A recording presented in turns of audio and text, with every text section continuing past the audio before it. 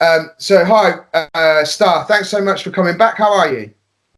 Doing very good, Shay. Thanks for having me back. Fantastic. So, guys, just wanted to quick say hello to all the Esoteric Disclosure viewers that we've got on with us today. Thanks very much for tuning in. Just recently had our Tony Rodriguez video drop, and we've had sort of 400 or 500 views in the first 4 or 5 hours. So things really started to come on with that. So more than anything, then, as I said, thanks so much, Starr, for coming on. And the viewers for Esoteric Disclosure, I just really wanted to get this across that Starr and I have done the first video, and I think you're going to find that first video is quite hard hitting.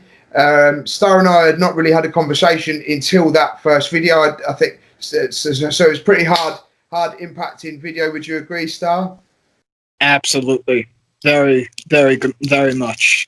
Yeah. So I think with this one, what we've done, and what I wanted to make this clear, and as an introduction for you as the viewers of Esoteric Disclosure, is Starr and I have sort of gone back, sort of withdrawn away from just coming in and diving into a conversation, and we're now sort of structured a set of TV sort of Esoteric Disclosure series of videos, and those series are going to have episodes. And we're going to dive into the first episode of this series. So this one's going to be called Lemurian Golden Age, Regression to Telos. And the topics that Starr has, and Starr, I think before we get into you going through all these topics, if you could sort of briefly just touch on, you know, how you've been going into yourself, meditating on this information to bring that to the forefront, and then we'll get into that. And so the topics then are races that seeded us, which is a topic that is really close to my heart, and I'm very interested to hear what Remy has to say about this.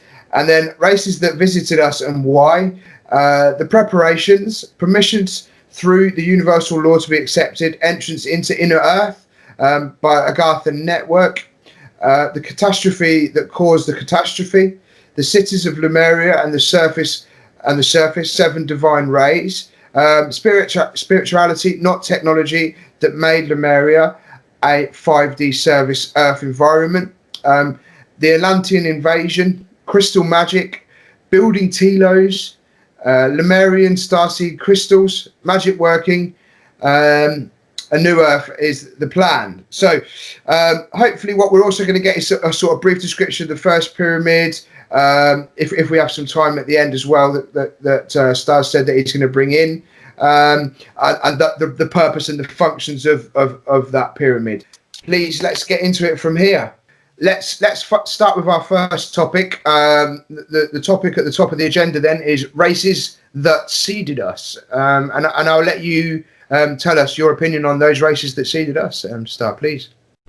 Well, I figured I'd start off first with the Adrenedronians. It's a hard word to pronounce, but there is a planet called Androgynous, and these beings are like a violet color. They have webbed hands, webbed feet. They have little bumps on the side of their heads going up their skull. They look a little less humanoid, however, they're very advanced. They have a light body of a diamond rainbow glow. What's important about being seeded by the Adrenedronians is Lemuria being in the Pacific, and us having I'm speaking on us as back then in that time, having the ability to breathe underwater. And I don't think... What time was this? What time was this? You said back then in that time. What time was this? How many years ago? This was about 10 million years ago. But fantastic. It finished... the golden age finished about, I'd say, 40,000 years ago. It's not correctly figured out yet, but that's just what my intuition tells me. Okay, please continue. Please continue. Okay, so we have the Adrenedronians, the Syrians, very important. Sirius star system on Orion's belt. If you look at Orion's belt, all the way to the left, you're going to see a bright blue star. That is planet Sirius. There are two parts of Sirius, and this is also very important. We were seeded by Sirius A, which is the White Lodge, and also Sirius B, which is the Blue Lodge. The White Lodge is oftentimes confused with the Astronaut race. They are not the tall whites. Syrians have a long blonde hair. They are tall, and I could see how it could be easily confused. But planet Sirius, it's very important. The Earth's connection with planet Sirius is just an amazing connection. To this day, the Pyramids of Giza are aligned with Sirius. In every civilization, there's going to be a reference to Sirius being the mother race seeded by them. I wanted to speak about Sirius B, which not a lot of people are aware of, but Sirius B contains a different type of breed, which is not your average humanoid tall white. It's more of a crossbreed. So if you think about Egyptian goddess Sekhmet is a lioness race. Now that doesn't mean, she looks like it's like a feline race, and she looks humanoid, but she'll have the feline features. Sure, yeah. I've seen these. So we'll reference this, and Luke and I are both fully aware of this species. So that's great. Sirius B also contains Avian Race. Not all of them are blue. Some of them are white, but some of them tend to be like Anubis. They'll have a black head. They do have feathers.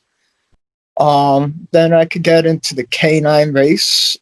Yeah, I've heard of them. Yeah. Oh wait, I meant to say Thoth. Thoth would be your avian race. Apologize about that. And the Pleiades certainly seeded us in ancient Lemuria. The Pleiadians were fairly new, and what's important to know about the Pleiadians is there's a first-gen Pleiades and a second-generation Pleiades. The first-generation Pleiades looks exactly like the tall whites. They're wearing white suits. It looks like the Nordic type, long blonde hair. Yes. Nordic. Yeah. And then the very attractive Nordic kind of long blonde hair and very calm in their disposition. Yeah. Yes, and also their light bodies. Their light bodies are so bright, but if you look at the second generation, I don't want to say they've devolved, but I've heard from multiple people that the Ashnars are actually us in a higher dimensional body representing our future self. So the Pleiades have become so spiritually advanced that they've reconnected with their first generation to, they already had that experience. So to take that story a bit further, I've heard the same, and I've heard that it is as though they are us in the future and have come back. I've heard the same story. Yeah, I've heard that about a few different races, but more about the Pleiades than any other. Right. So I think, and like you say, what's interesting about this star is because we were seeded, and I think. Please don't get off your track here, and I'm not going to diversify. But what I think, and there's so many people that have heard of the Pleiades and the Pleiadians and the star system Pleiadians, and it's kind of a cool thing at the moment that people are sort of like understanding the Pleiades, when I'm sort of looking through the scene in various different groups and watching what people are talking about, you know, this is sort of rising up all the time about people thinking they're Pleiadians, and you know, that's fine to think that, right? And Okay. and that's fine to think that, and I think what I want to stress here is that to some people, Stan, to you and me, we understand what seeding is, right? And I think what we've said is the races that seed us. But to some of the viewers, I think it's important to understand what seeding is as well. And I know where we got to. We got to the Pleiades, and the reason they came in is because the Pleiades are the thing that's going to resonate with a lot of people when they watch this video, because a lot of people have been seeded from the Pleiadians, and therefore there are many souls here from the Pleiades, right? Many. I noticed that. You know what? When we get further into this, people are going to be mind blown. Because I'm going to be talking about other races that have helped us, that are more ancient and seeded by more ancient star systems. So let's just before we touch on and listen, I know we've got a lot to cover, and I don't want to put spanners in the works for you, Star, but let's just get a quick snapshot of what you believe to be what seeding is, and then I'll give the same. And let's just do that as quick as we can, just to really give a clarification to the viewer that may. What we don't want to do is the same as if you listen to the Law of One and you don't understand the terminology in the Law of One, you don't understand one word in the Law of One. It means that you forget and cannot comprehend the rest of what is being said throughout the passage when you listen to it. And this is the same in this situation. For those viewers now that are sitting there going, Jay, Star, what do you mean seeded? A seed is what I know is coming from a tomato that goes, or, you know, you get this cross-pollination where seeds fly through the air. And what do you mean by seeded, guys? Like, hang on. Are you talking about our soul being passed from one place to another? That's what I want you to now explain what you see that being. Tell us before we carry on, please. Well, really quickly, I forgot about mentioning, and I have to mention, the Actuarians. First and foremost, they seeded us as well with the Pleiades, the Adrenedronians. Yeah. Yes. And also Sirius A and Sirius B.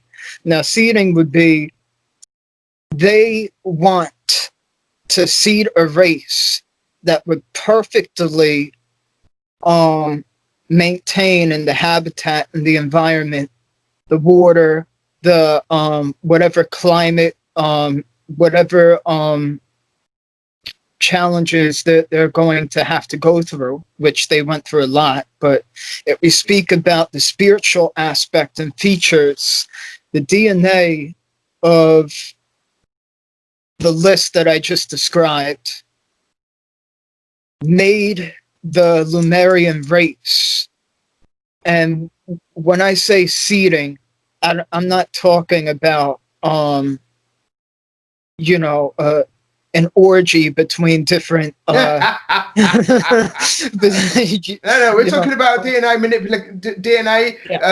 manipulation. We're talking about regeneration of DNA. That's what we're talking about. What we're talking about here, and I want to clarify this stuff. What we're talking about here, guys, and I know that you're not. I know through the work that me and you are doing, and guys, esoteric disclosure, you have to understand that Star and I are now going very deep here, outside of these realms of us talking to you on this video. So there are certain things we can and can't say, and there are some restrictions, and there are many people, and I know that you can't. We shouldn't. The Anunnaki are the race of people that, in my belief, and I know that Star is not permitted here, okay, but in my belief, and I am permitted, and in my belief, are the people that really created us, okay, and this is what we're now talking about, guys. In esoteric disclosure, is when we're talking about seeding, we're actually talking about another race of humans, not humans or humanoids, or another race, another species coming to this planet and actually recreating using different pieces of DNA that they have, as well as what is on this planet now, to recreate the image of what they want as a humanoid on this planet to exist here in this world, in this place, in this dimension. They're actually creating life. Okay. Perfectly. They did it to Mars before Mars had that catastrophe. But we're going to get to that. We're going to get to that. And let's not jump forward. Let's just talk about this. Yeah, let's just talk about. I needed to do that, Star, because people at this stage, and you and me, we know that the veil is gone, right? And it's fine. But there are so many people that are going to watch this and go, "What?" You hit the nail on the coffin, though. You said the perfect. You really did. Yeah, I know, and I know from what you and me have already talked about that the Anunnaki species and everything, and we're going to get there, and it's not going to be until video 2 or 3, and we know that whether we get there at all, and I know that there are certain things that we need to do together to get there, stuff. So let's. Do you remember where we were? Right, we were at the Pleiades. You said that you needed to mention the Actuarians. Okay, so let's get back. So now we're talking about different. We're talking about different species coming to this planet and recreating DNA in the way they want it to be seen, and then from that point nurturing that generation of people, right? And we need to talk about timelines, but I'm going to let you go now. Go on, carry on. So I wanted to just finish up because I left out the Actuarians, and this is very important because the Actuarians are known as the most highly advanced spiritual species in the solar system. Now, they come from the Boots constellation, and they live on a blue planet called Arcturus. However, it's known that they have existed in other universes before making it here.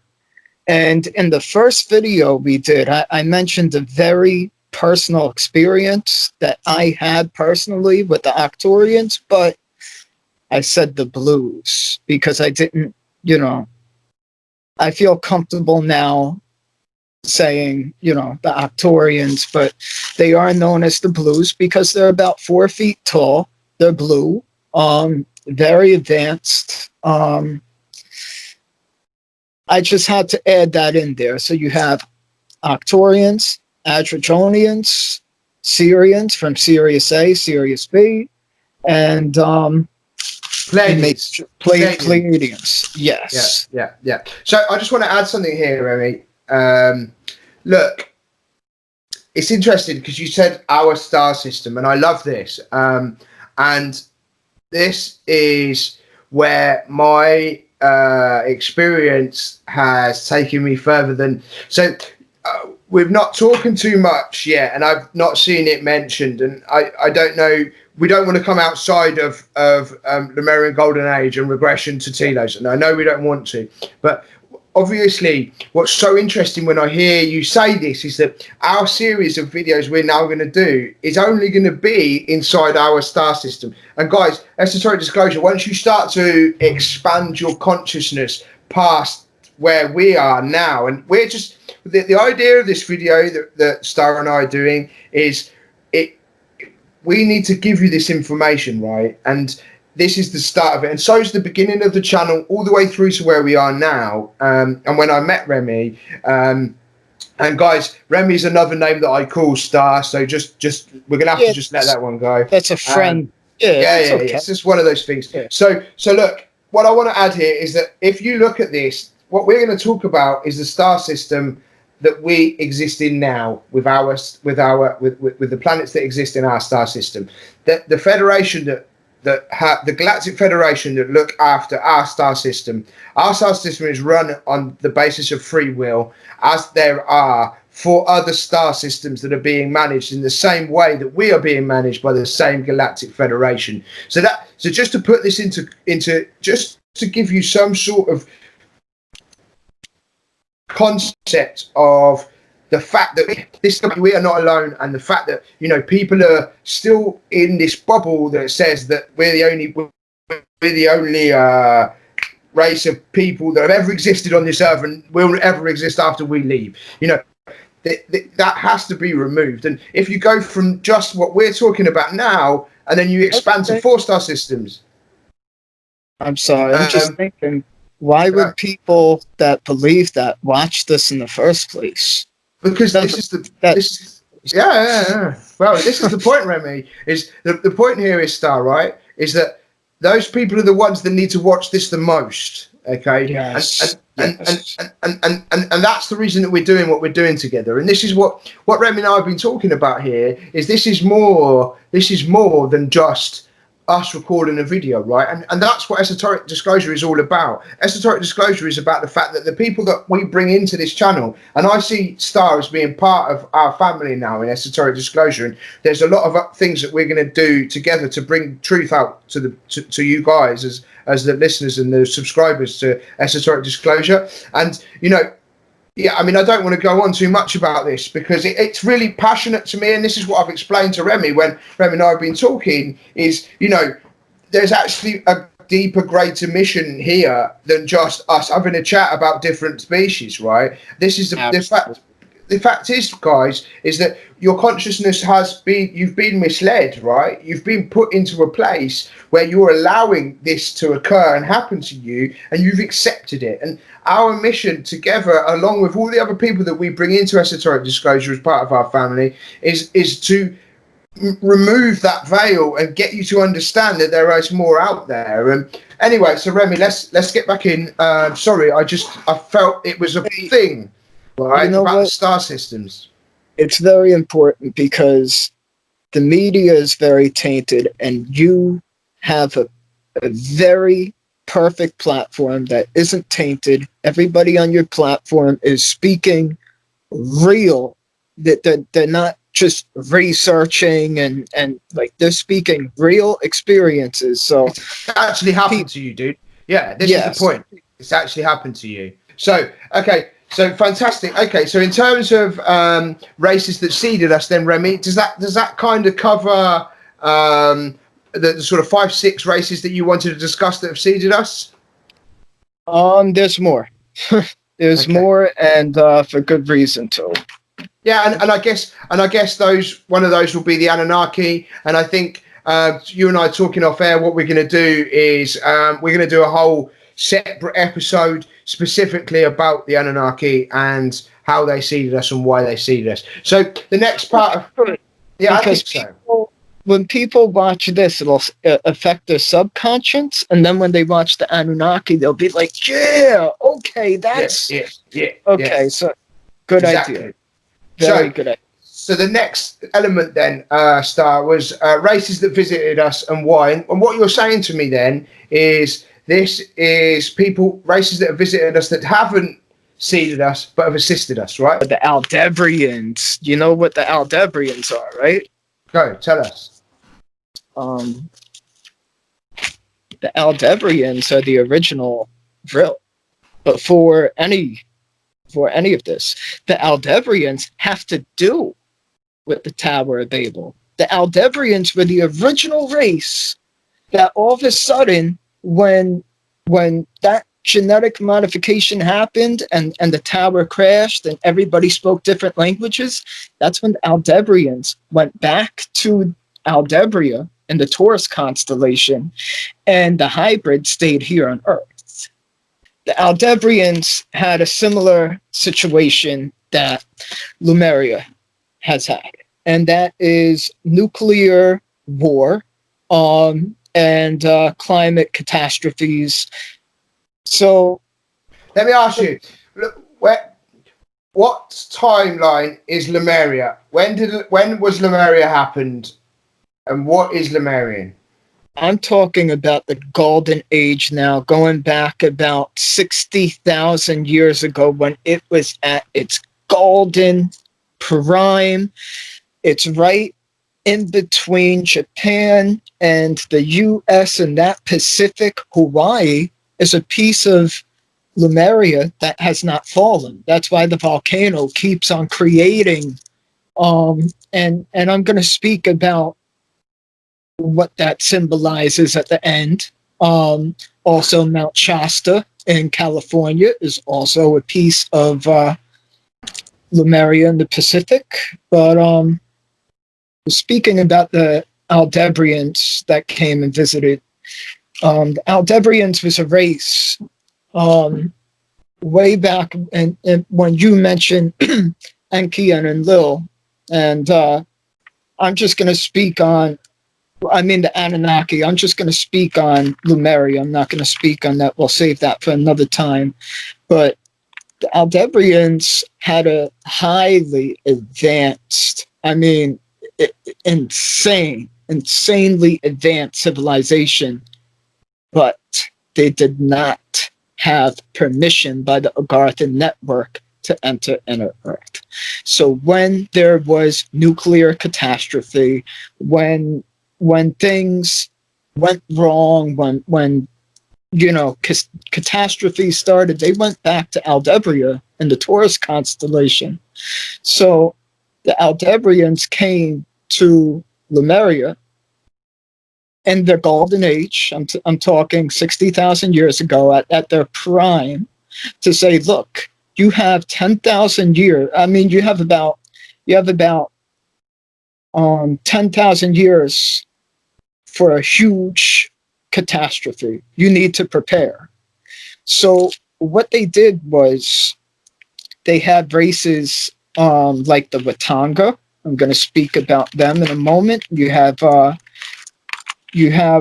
races like the Lyrians, and now these races are doing So now. the Lyrians are the lions, right? The cat-like. They're like super high up in the order of species, right?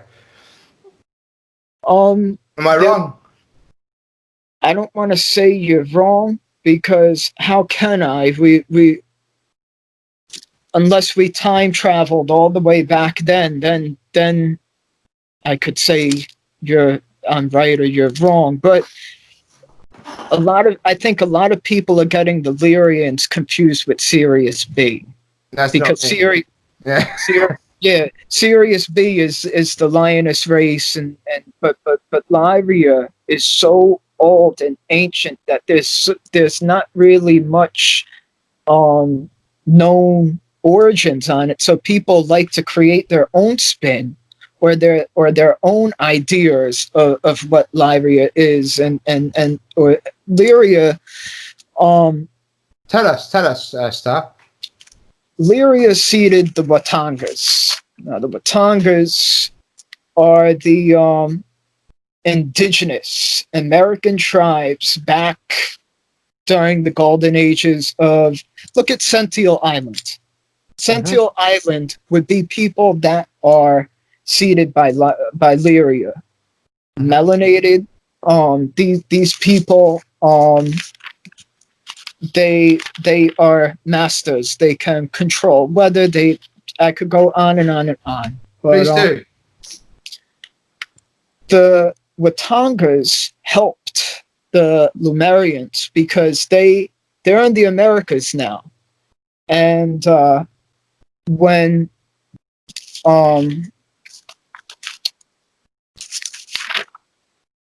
the Aldebrians came in, right? When the Aldebrians came in, said you have only this much time until this catastrophe evolves, which included nuclear warfare, and they were already genetically modifying races in Atlantis. Now, what happened was it started to create a lot of tension because Lemuria was against it because there is an NIP. It's called a no interference policy.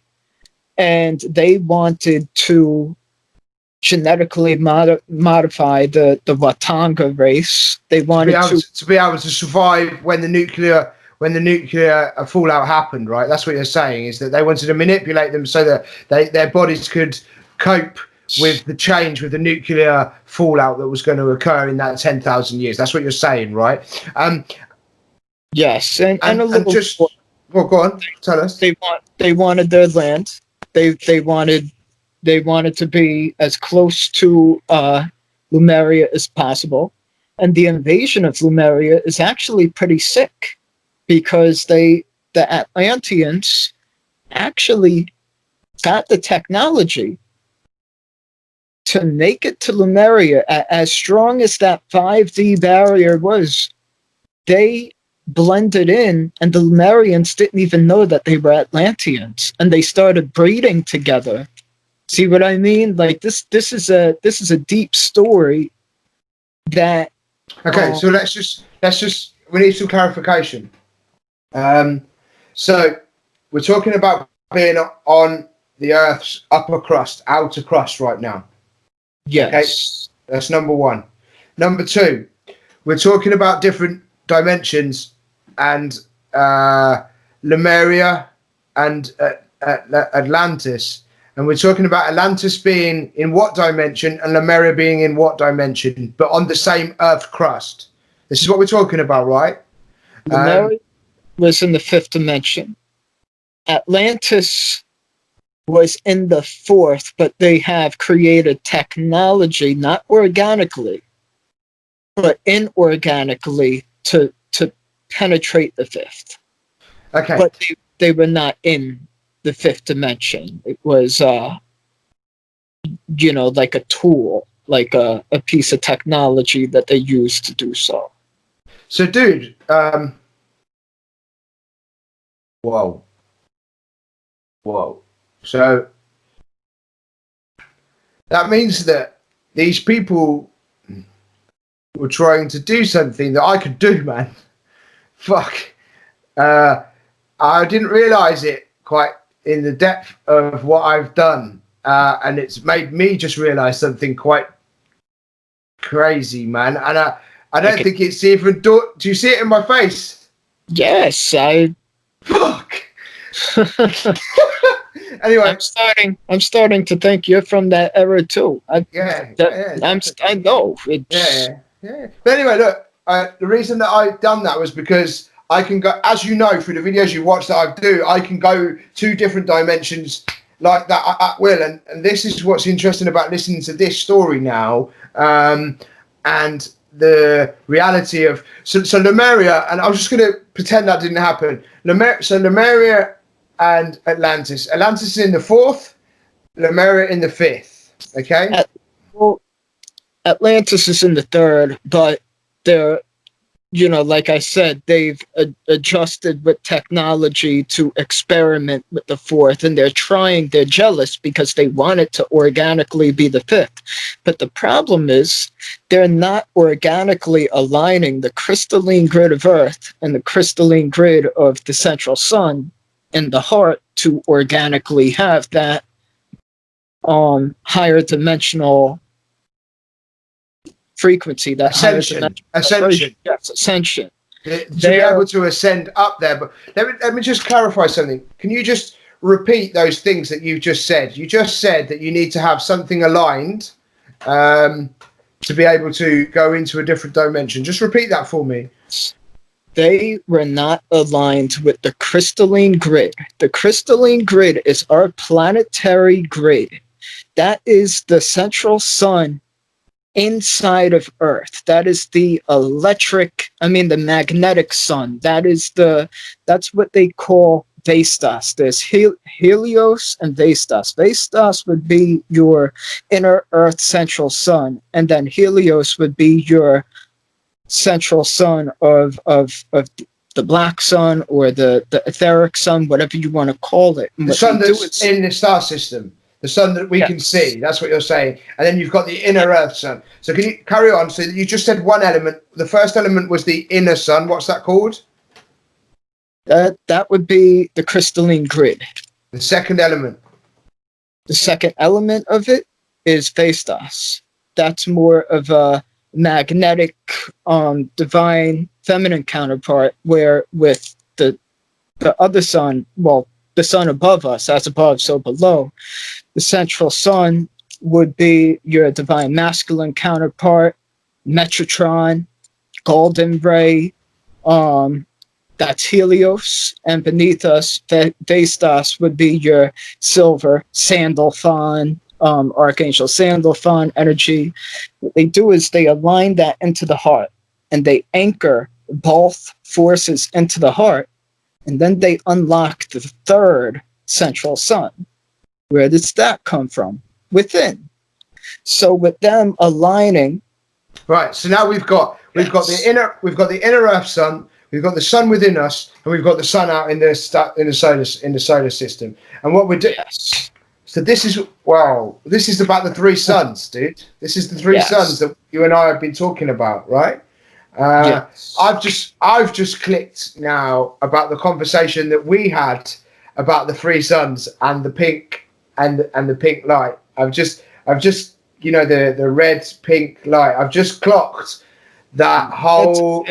I've just clocked that whole piece that you and I were talking about has all just gone and fallen in place, right? So what we're saying is that the Atlanteans were, and I think they were deemed to not be able to go to this dimension, right? They were deemed that they were not harvestable and were not ready to go there. However, stole technology to enable them to go there, right? That's what they did. They were seeded by more mind-based races, so they did not unite with the heart. It was all the mind, mathematics, technology. They were not really able to go there because if you think about it, if you're not ascended and let's say there's a portal to the 5D and you don't have the vibrational frequencies and capacities to walk past that portal, it's going to be like walking into a glass door. I've got a great analogy for you. So the analogy that I was given to when I first went and dimensional traveled by one of my teachers was, so tell me a really rough place in in New York. Where's a really rough area in New York that you know? Brownsville. Okay, let's just take that. So in England, you could say South London. South London's a really gang-orientated place. You know, it can be very dangerous after nightfall. Same as I'd imagine Brownville being the same sort of thing. And look, I'm not trying to generalise here, and I just want to give an analogy that is the easiest and best way to explain what Starr and I are talking about. So if you go to another dimension unannounced and not vibrating at the same vibrational rate of the people that exist in that dimension, it's as though you are going to a place that you are not welcome. It's like walking into Brownsville or South London with all those gangs standing there looking at you like this, like, the hell do you think you're actually doing here, man? Yep. Well, you're not permitted to be here.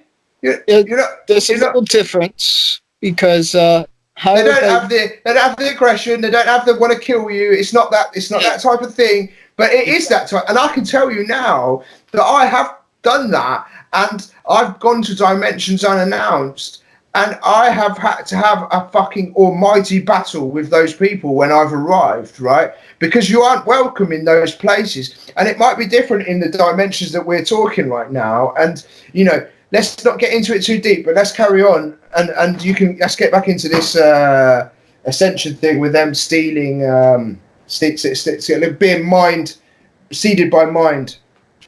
Well, to finish off this central sun, the unison of the three suns was the knowledge and wisdom and initiations. The process was given to them by the Syrians.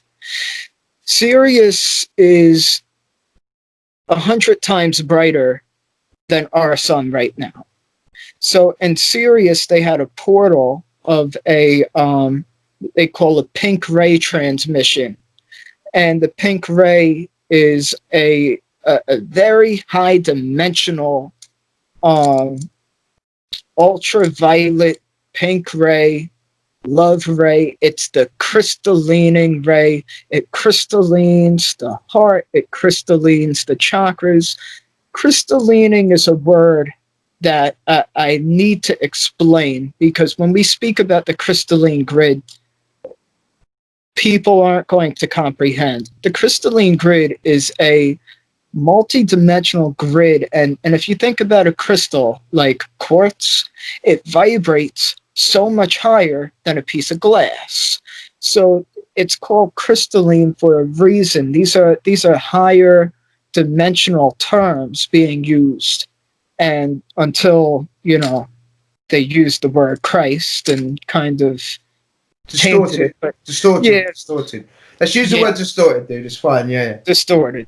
But okay, so and nothing against that. Nothing against that. Let's stay on topic. Dude, don't come away from this. You need to explain this in more detail. You've done very well explaining those three suns. You've done very well in explaining the creation of uniting those three suns, to uniting the resonation of your chakras and the ability to be able to ascend through resonation. You've done very well there. And you've mentioned, I want you to talk more on this crystalline grid. I think you need to explain it better. I think I know what it is, and I think I've seen it, and I think it's the planes, right? Is this what we're referring to, or is it? I'll give you an example. 2014, May 2014, in Sedona, Arizona. All of a sudden, on the map, there was a huge, almost like a spider web of crystalline energy. And what do you know? Sedona actually opened up a portal to a higher dimension. Sedona is a very advanced area next to the Grand Canyon and some of the crystalline places of Earth. There's 7 sacred crystalline mountains on Earth. Tell us the 7. Just tell us the 7, dude. Go on. Okay, you got Darjeeling, India, in the mountains of Tibet. You have Mount Shasta in California. You have some of these I can't pronounce, but you have one in the west-south region of China, almost on the border of Russia. I forgot, but it is a no-go zone. You're not allowed to climb that mountain. It's the case for a lot of these. Fiji, Mount Fuji? Mount Fiji, yes, Mount Fiji. The Grand Canyon, even though it's not a mountain, Grand Canyon is another crystalline sacred place. There's others on the coast of China. So let's just get this right. So just to help you out here, what we're saying is these are regions, these are areas where, and we've not even got into getting into Telos yet, and we've not even got into the inner earth piece yet, and I know we're going to get there maybe later, but these are areas, these are crystalline areas, mountains. Are you talking about them being crystal inside the mountain? No. I'm talking that we're on surface Earth. When I say those are highly crystalline places, I mean when you're not on surface Earth and when you're in inner Earth, that's where there's a divine sacred ray. I'm going to be doing a series on the divine sacred rays and speaking about where they're located, what they're doing, and how they're bringing back the new Earth. That's the main point. But just not yet, Jay. Just not yet. Not yet. It's fine. It's okay. When I say by crystalline is if you go there, like if I went to Mount Shasta right now, automatically, and a lot of people get this, automatically their chakras rebalance, their pineal gland it explodes, they start seeing spirits, they don't even need psychedelics, and they have like these. By going to these places? Yes. Yep. There's actually one in Hawaii that the crystalline level is so high that if you go into the waterfall, it's like taking DMT. Okay, so you can tell me about this because these are places I need to visit, right? But let's not get too far. So I'm just going back and referring to the things that are in our list in terms of the agenda that we put together. So really what we've done is we've gone from the preparations. So you wanted to talk on the preparations that were being made from the people that visited us. And I think we've covered the people that have visited us very well now, Starr. And then there was this thing about permissions through the universal law to be accepted into the entrance of Inner Earth by Agarthian network. I think we've covered that already. Could you just maybe express, and this is one of those law of one moments in terms of the need to explain the terminology. Can you just dive into what Agarthian network is and the permission for Inner Earth? Let's just talk about that. Yes. And then we're going to go into the catastrophes that caused the catastrophes in the cities of Lemuria and the surface and the seven divine rays. Right. So that's where we'll go next. So if you could maybe just talk to us about what the Agarthian network is and why these races weren't accepted in it to allow to be go into Inner Earth. Okay, so the Agarthian network is a network of our crystalline grid, our core, our inner universe. And to be an inner earth, you can't have that aggression. You can't have that reaction in your ego. You have to have what's called the crystalline heart. And that's why I spoke about how the pink ray and the crystalline heart, you have to have a crystalline heart to be able to live in harmony with all the people without any it's greed, fear, anger. It's those emotions, isn't it? Those emotions that we live with and have been enthralled upon us by these races that you and I have not discussed yet. We know them. Many won't, but we're not going to do that now, and we will. But the point here is in this situation is the things that we're talking about. And the fourth dimension is the dimension which when you go to the fourth dimension, live in the fourth dimension, a much shorter time span that you live in the fourth dimension. The etheric realm, right? And it's exactly. But this is the realm of love, right? This is and to be able to go there, you must have removed all of these emotions. And I just wanted to add that, Starr. So carry on. So you were saying about the Agarthian network and it being this crystalline heart. Well, I'm sorry, but I just wanted to say that the fourth dimension and the etheric realm is where you actually face your shadows and rehabilitate to expand into the fifth dimension, into the higher vibrations, to have that crystalline balance in your chakras and your aura, and live in harmony with the people in the fifth dimension, because there is no fourth dimension in Inner Earth. Let me just say something to you. You have a choice at this stage. In that fourth dimension, Starr, you have a choice. And that choice is to come back to the third and to relive more experience to take with you to the fifth. And what happens once you become conscious, when you leave the third in your body, when your light body, when you are conscious and you leave this realm and you are not sucked back into that trap that we've talked about that takes you back into the third dimension without choice, when you go into the fourth and you have this life review, you have a choice.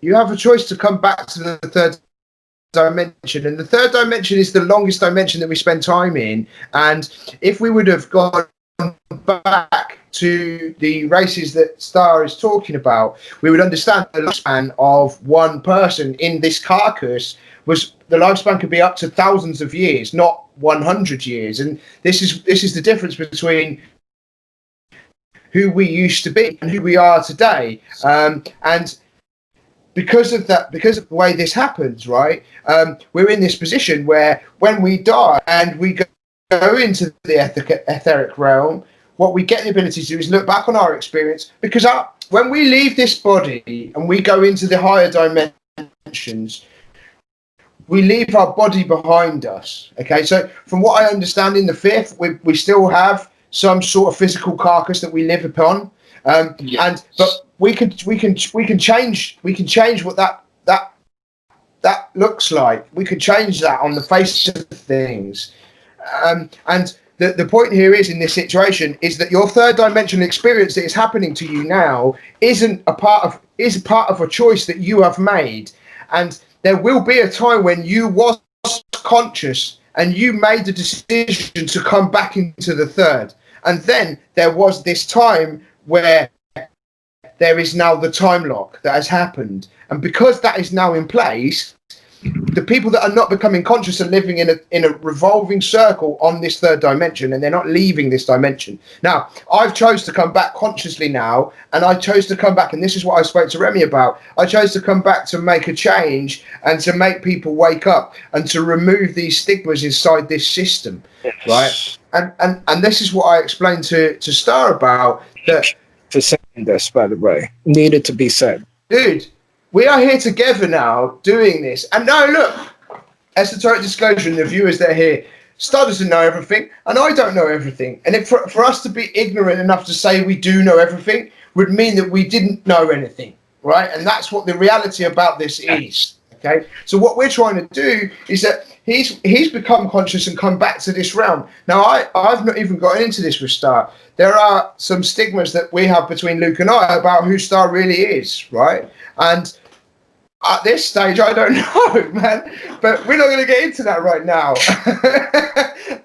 So, like, the point here in this situation is that we're now in this place together where we're doing this interview and we're having this conversation and we're trying to give you this information, right? And that's what we came back here to do, and that's why we met, and that's called synchronicity. And you guys are going to learn what synchronicity is as time goes on. Anyway, I digressed somewhat there, Starr. So let you go back in, and we were talking about this crystalline heart, fifth dimension, passing. You can carry on from there. Okay, so basically we had help from the Watangas, and the Watangas are very ancient.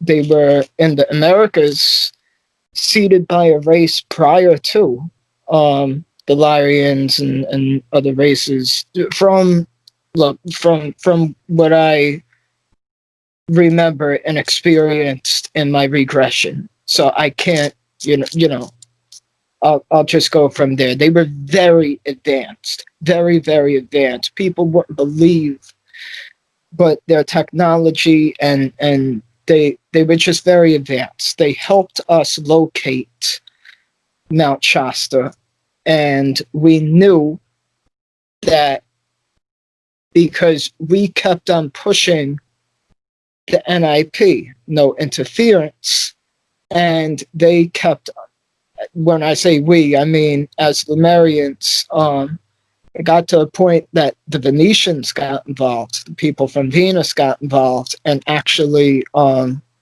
traveled from Lemuria to Atlantis to, I kind of want to say spy, but at the same time I want to say stop things from happening.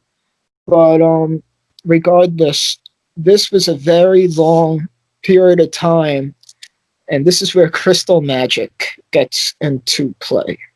So before we go any further, Starr, what I think is important is that you've just spoke to us in first person, and it's been the first time that you've done it in this video, which is good. I want to bring it to your attention that you've done it, because the viewers will also have noticed that you did it. So you okay. It's fine that you did it for me, but there are going to be other people that are going to go, whoa, wait a minute, that guy just said that it was him. Right. So oops. That's no, okay. No. There's no oops in here. This is what let's go back, and people have to understand the reason why this video is titled Lemurian Golden Age Regression to Telos. What we're talking about here, guys, and the reason that I want Starr here doing this with me is that what Star's basically telling us is that he has been regressed through hypnosis and various other means to be able to understand his past lives. Now, what that means is that he's actually gone and regressed into the imprinted DNA that we have inside us that enables him to explore and understand the previous people, species that were on our planet before we existed. So it's fine that you've done that. Now, what you can do is carry on and just don't stop from the thing that I've just said. But what you said is you said that as Lemurians travelled back into the third to go and essentially stop the Atlanteans from coming into the fifth and behaving in the way they are, right? Well, the Venetians did, but they still that's another story. I am a Venetian in my regression, so I kind of didn't want to say that, but I kind of have to say it now. But it's okay. It's okay. So the Venetians were building a system of the 7 divine sacred rays to keep specific protection in order to keep the surface land safe until the Watangas helped us, because the Watangas and us did a lot of business because of their technology and being so close.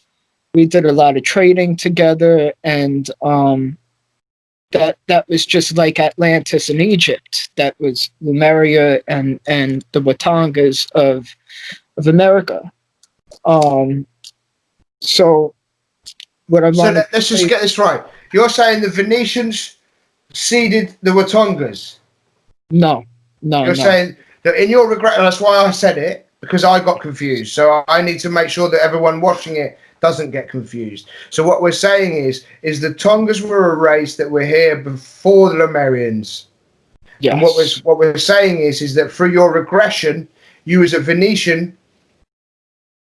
Yes. And in that regression, what is it that you learnt from that regression? Well, I learned about the triple sun activation. I learned about the 7 rays.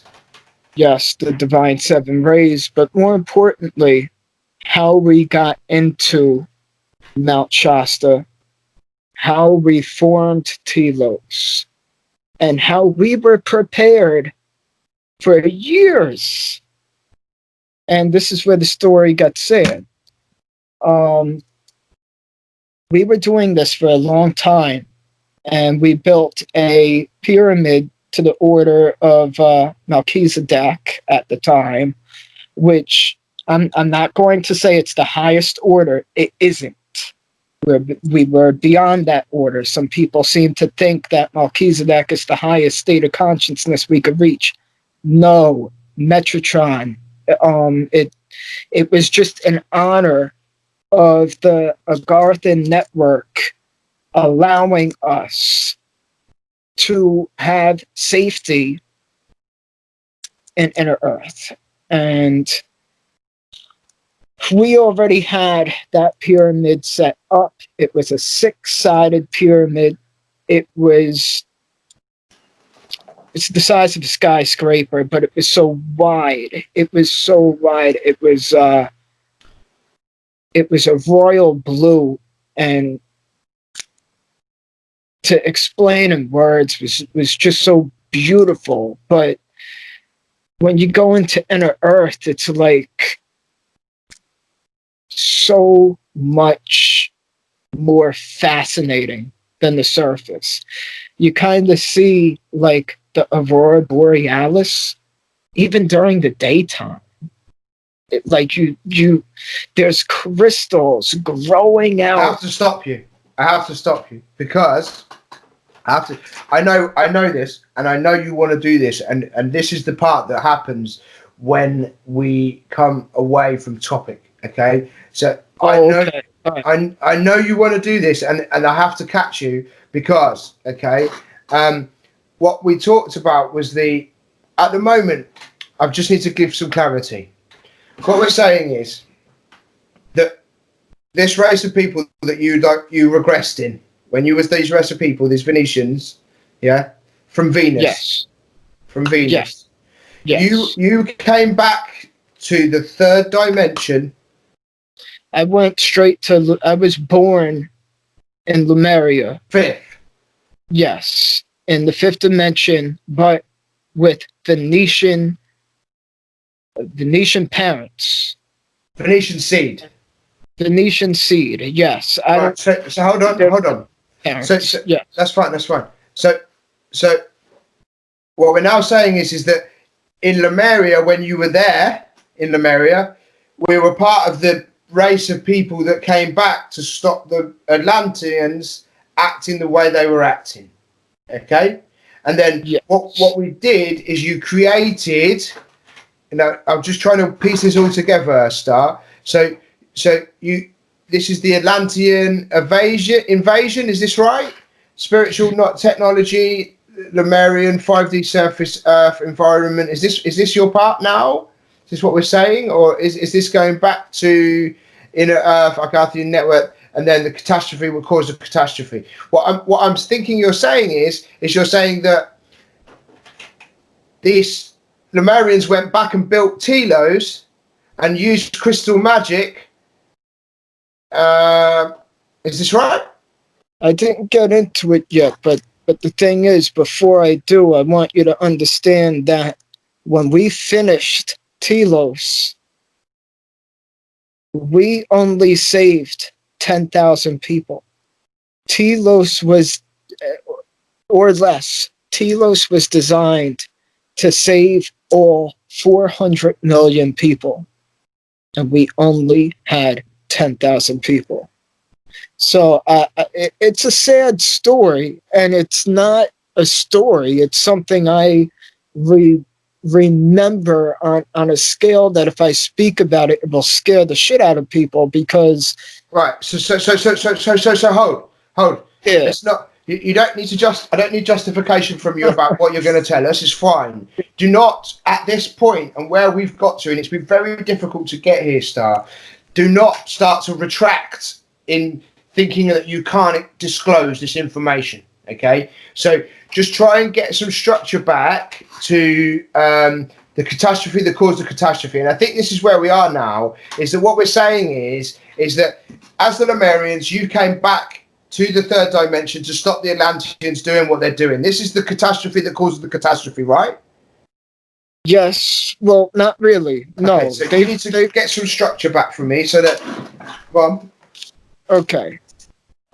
As you know, the reptilians were more based on the Atlanteans, and the Atlanteans they were not aware that they were enslaved. But what I want to get into, my personal journey. My personal journey was when I went to Atlantis and made peace and saw what was going on there. I was able to go back to Lemuria and tell my people what we needed to do. And we had a certain amount of time. It was very limited. And I spoke on how short. I'm just gonna get into it. Right away, everybody, all of us started charging crystals, and we started planting them in the ground. We would go into the ocean. I'm talking about millions of quartz crystals. Nobody's found a Lemurian seed crystal in thousands and thousands of years until just recently. So the point is, these crystals are charged and activated with our wisdom, with our ascension. Then with the divine sacred rays, we're building them in Telos. We're building them underground. So I'm going from Telos to Lemuria, and the Watangas are helping us. We have help from the Actuarians as well. We have a lot of help. We're getting something huge done in a very short amount of time. Now, this pyramid is very important because it goes out into the atmosphere, into the other central sun, and it acts as a portal for it was more like a portal for other species to help us, which was fascinating. That's why we dedicated it to the order Melchizedek. It was a 6-pointed star made into a pyramid, like a tower. Now, where I went with this is the crystal magic is very important because we had one will, and our will was that there will be a 5th dimension on Earth again, and the veil will break. It's like we psychically knew all of this. It's like I knew I was going to be in this chair thousands of years later speaking to you. That's kind of how I feel. And people who've done reading on the Lemurians and took time out to actually study why so many of them died was for our future.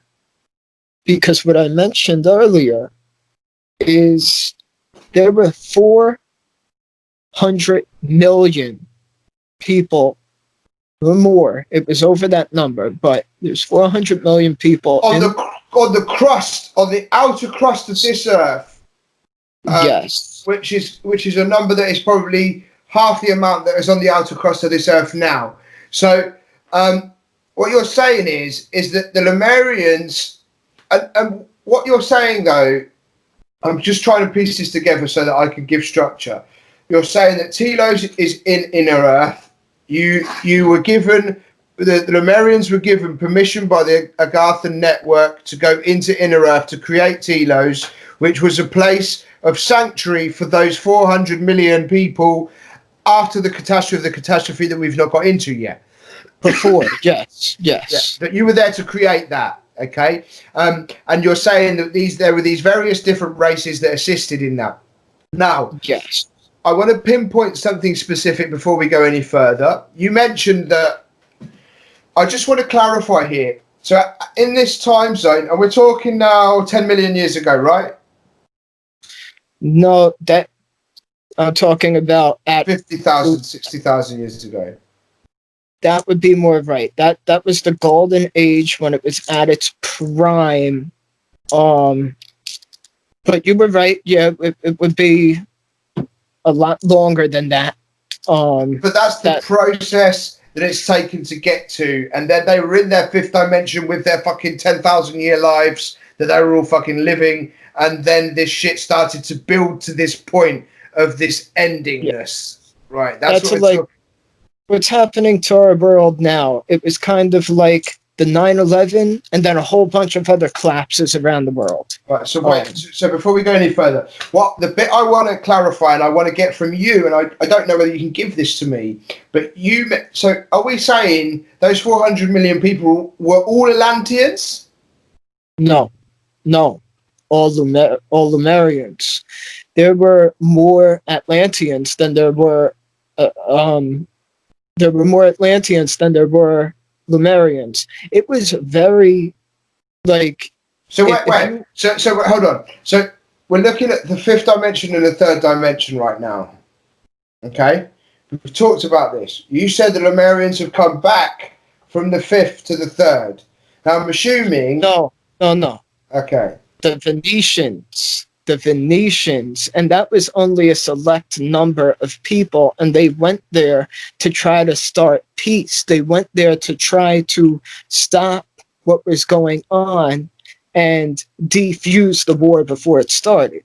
So are we saying? Wait a minute. So are we saying that the Lemurians and the Atlanteans are living in the same time zone in the same dimension?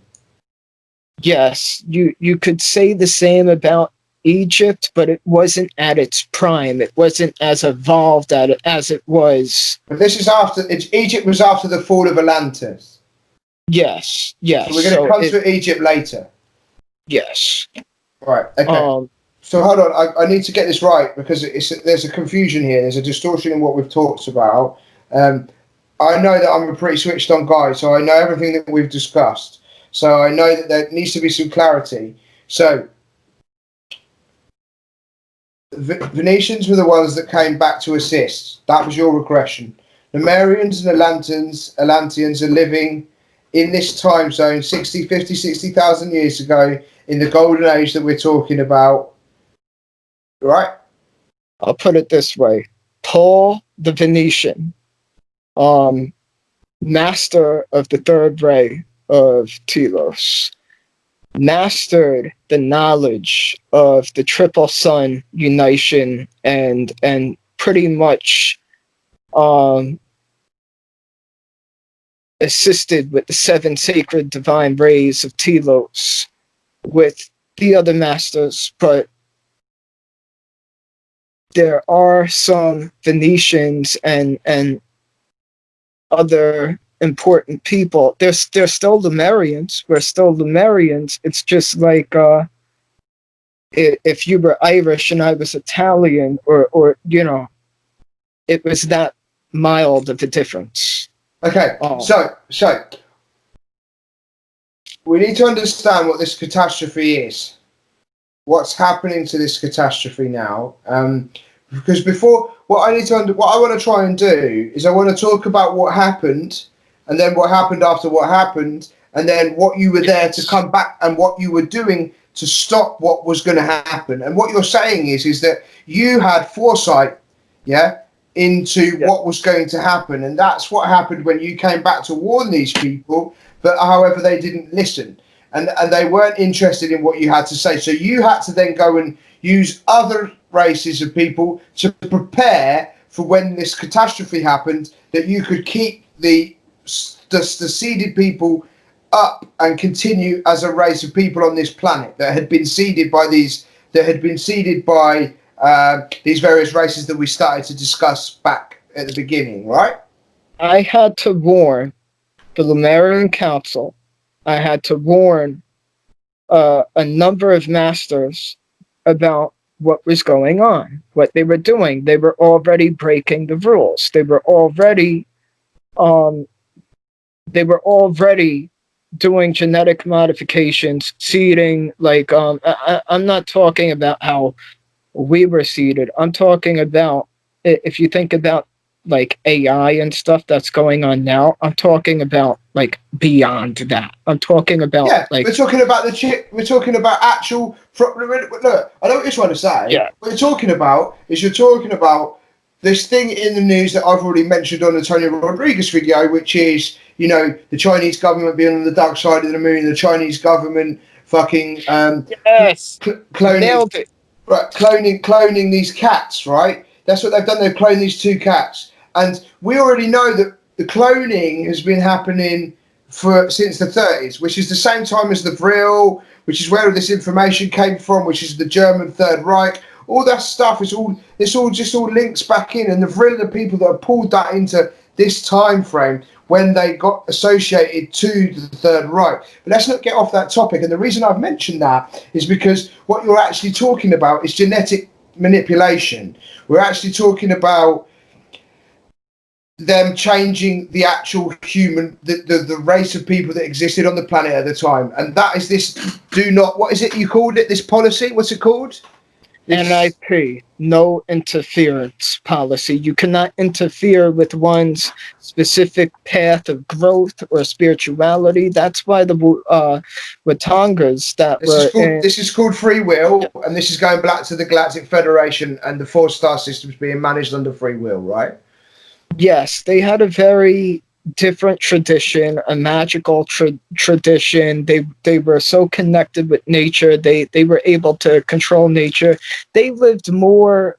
They lived fifth dimensional too, almost. Well, yes, they did. They were very spiritual beings, and they helped us, and they even had permission into the Agartha network. And I don't know if I should have said that or not, because if people research who Ratangas actually are, people might get a little mad because there's an agenda behind everything, but I really don't care. What I want to say though is what's really important to know is we knew this was going to happen, and we tried to I tried to defuse it. Others tried to defuse it, and it got to a point that we evacuated. So let me just say something. We're doing it again, aren't we? Doing what again? The cycle is repeating itself. Today, in this earth, where we are now, what we are doing to this earth. Yes. And we are here again to say the same thing again. And we are saying the same thing in this medium. But it's fine, okay? Yeah, you got that too, man. That hit you like that. That hit me too like that. Yeah. But that hit me too like that. That's fine. And all of a sudden, I'm getting like a tunnel vision of me sitting in this seat, knowing I was going to sit in this seat. Like you said that you knew you were going to sit in this seat when you were going to sit in this seat to say this shit. I'm getting the same thing. But anyway, look. So, Right. but dude, let's just get back on topic. So let's just talk about what this catastrophe was. I want to talk about that before we get into the seven rays, before we get into the sacred crystals, before we get into the magic working, before we get into all of this stuff. The starseed crystals. I want you to tell me what the catastrophe was. They had a nuclear bomb. Who had a nuclear bomb and who set it off? Atlantis and the reptilians at the time. That's it. What I wanted to wait. That's what I wanted to say to you. You said that the Atlanteans did not know that they were being controlled by the reptilians. So again, we come back into this place. We come back into this place where again we've got this thing happening. If you go and do a poll at the moment in America, 80% of the Americans think they're being led by a fucking reptilian race. They think that, and I've watched this on Facebook. There's a group that I'm in on Facebook, and there was a big fucking poll done. I mean, this group has got something like 6 million Americans in it, and 80% of those people said, and that's not enough, right? And I know that's those are the same numbers of like the golden age of Atlantis and Lemuria. That's dude. Exact numbers. I know, dude. So what I'm trying to say. So what I'm trying to say is let's talk about that. Let's talk about what you know about this reptilian race. Why the fuck they were there? Who the fuck are they? Why are they controlling the Atlanteans? And if they are controlling us, why are they controlling us? And how are we allowing this to happen? Where did they come from? Who the fuck are they? They come from inner Earth. They've lived there for longer than us. I'm going to be quiet because I've got so many distortions on this topic that I'm hoping that you can bring some clarity from your regressions into this conversation on this reptilian race. I wish I had a whiteboard and a marker, and I could draw. Yes, I could draw the levels of inner Earth to the core. They do not have permission by the Agartha network. However, they are in what they would call you know how a cell has mitochondria, and it has they're in the mitochondria, and the mitochondria in the cell is what holds the disease, the negativity, so on and so forth. But they live in that part that they're not in the subterranean, but they've created their own cities and and made it habitable. So isn't it right that the Palladians came and blew up all their bases except for one when the Palladians marched upon marched upon the reptilians, right? This is another story that you remember this. I forgot of it. That yes. Yeah. I mean, I haven't heard about that since 2011. So anyway, Remy, so talk to us about these reptilians, what you know of the reptilians, and look, like we said in the first instance, Star. It doesn't really matter if you don't know everything. We just came off there and we had a quick chat about reptilians, and I don't mind saying that we cut in a few places, Star. What we want to do here for the viewers at Esoteric Disclosure is what Star mentioned was that the Atlanteans and the Lemurians were being ruled by the reptilians. Yes. And Star and I had this moment of multi-dimensional remembrance of being in one place now and being in another place before and seeing the same thing and being in this revolving cycle that has now happened. And that's the reptilians. And Esoteric Disclosure Viewers, the reason I'm doing this is because I think it's important. And when Star said they're being ruled by the reptilians, I know that there are so many people in this world right now, in this dimension, in the third, where we are now, that believe we are being ruled by reptilians, and that believe that maybe even Prince Charles is a reptilian. And you have races of species called the Archons. Now, the Archons are a non-physical parasite that can consciously control any organic vehicle that has no soul attached to it, including the Anunnaki reptilian grey humanoid bodies. They can also partially or fully control organic vehicles with souls attached to their bodies through various physical and energetic implants. Now, what that is a species that are working with the reptilians, and the greys that we know of are working with the reptilians. The greys, and I think we should just do this all at once, right? The greys are geneticists working for the reptilians and are responsible for most of the human and animal abductions that we know of in their attempt to improve their species and create various hybrids. The lesser of the evil of the four that are the main motivations in their species. So, and that is essentially survival, right? And then you've got these Archons, okay? And look, what we need to talk about here, and look, Remy's got his own feelings on reptilians. I've been attacked by reptilians a good number of times, so that's why I hesitated. But you know what? I think you're going to want to hear these attacks. Okay, well, I think we should, and I think the Archons, just so you guys know, right? You know, these are working with the reptilians, and they are overtaking our souls and have done our carcasses, our bodies, and have been doing for a very long time, and have infiltrated our society. That is what has happened. And you know, there are hypnotic codes that we can break. There are certain things that we can say.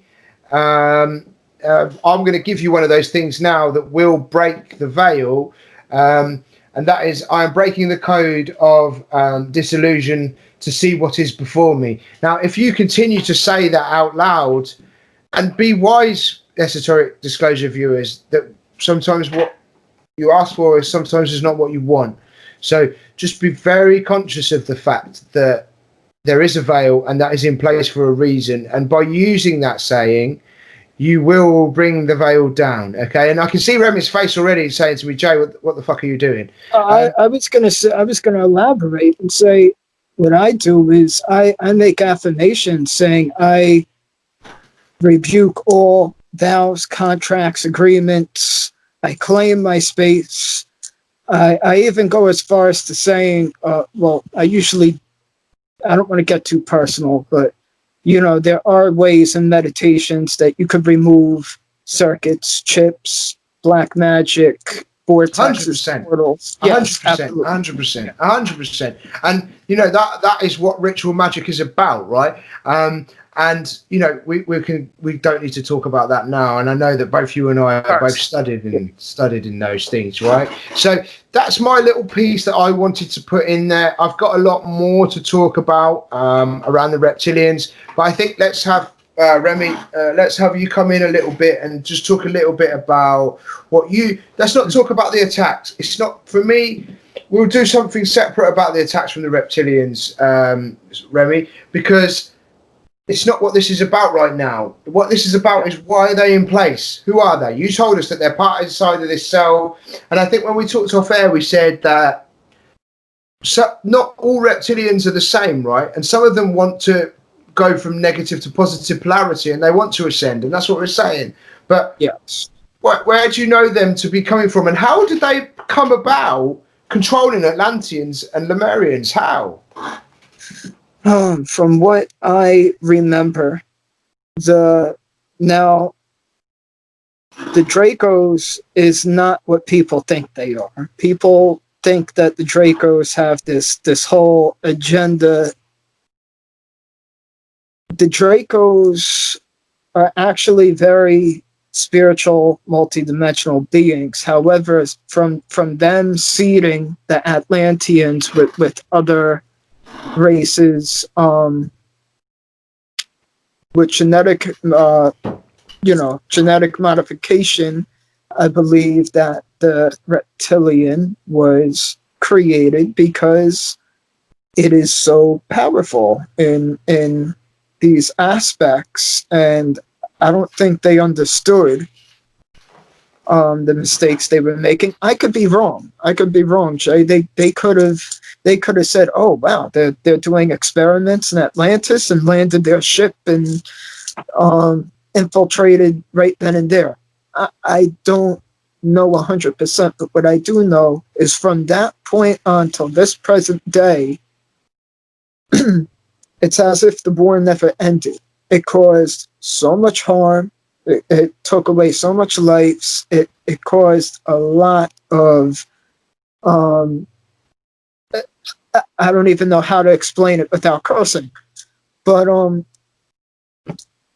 the point is, the families that they are attached to as Archons, if we go up that pyramid now into control, I didn't want to go here, but I'm going here. Did you got to, bro? Like, don't worry, you're protected. I'm protected, man. Come on. Yeah.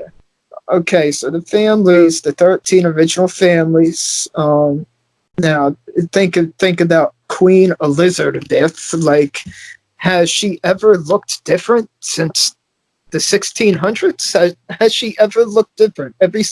I look at a picture of her, it looks like the same exact woman every single time. It's on resources. These people that are in the bloodline, the original 13, they are getting lots of resources. The reptilians need those resources, not just to survive, but to starve certain races out, to keep certain alliances out, to keep a certain amount of control. And I don't want to give them that kind of energy, but it's okay. So, Starr, let me ask you, what about this policy? No interference. Why is it that this is what my understanding, and we are flipping from Lemurian time in the Golden Age to our time now, and it's almost like we're talking about both timelines at the same time, right? But yes, but yes, it's very similar. Go on. So what I'm saying is if there's this no interruption policy, why the hell are they being permitted to allow to do this on the surface? Surely that means they're not following the same policy and rules and Galactic Federation laws that are in place, right? So how is this happening? How is this happening? Well, as you know, they're the ones who control the military, the banks, the resources. Whether you want to believe it or not, that's so basically it's like by force. It's by force that they have the control, and that is the point. But that is the complete message that we. So okay, so let's just go back to the story. And I think that's given enough information. I think both you and I know I can see it in your face, Star, yeah, that you don't like this energy that we're feeding away from us. And you know that energy is that they can smell and taste that energy. As you say it, they can taste it, smell it. I want people to know that they're not just invisible, like... No, dude. No. No, I mean, I have a story for another time of a real experience that really did kind of scar me for the rest of my life. And it would you like to do it? Would you like to say it? Yes, but I want to get immediately back into the Lemurian timeline. Okay, so I told you about the portals that I was being taken from as a child. When I resisted, it was always a reptilian that came in to get me.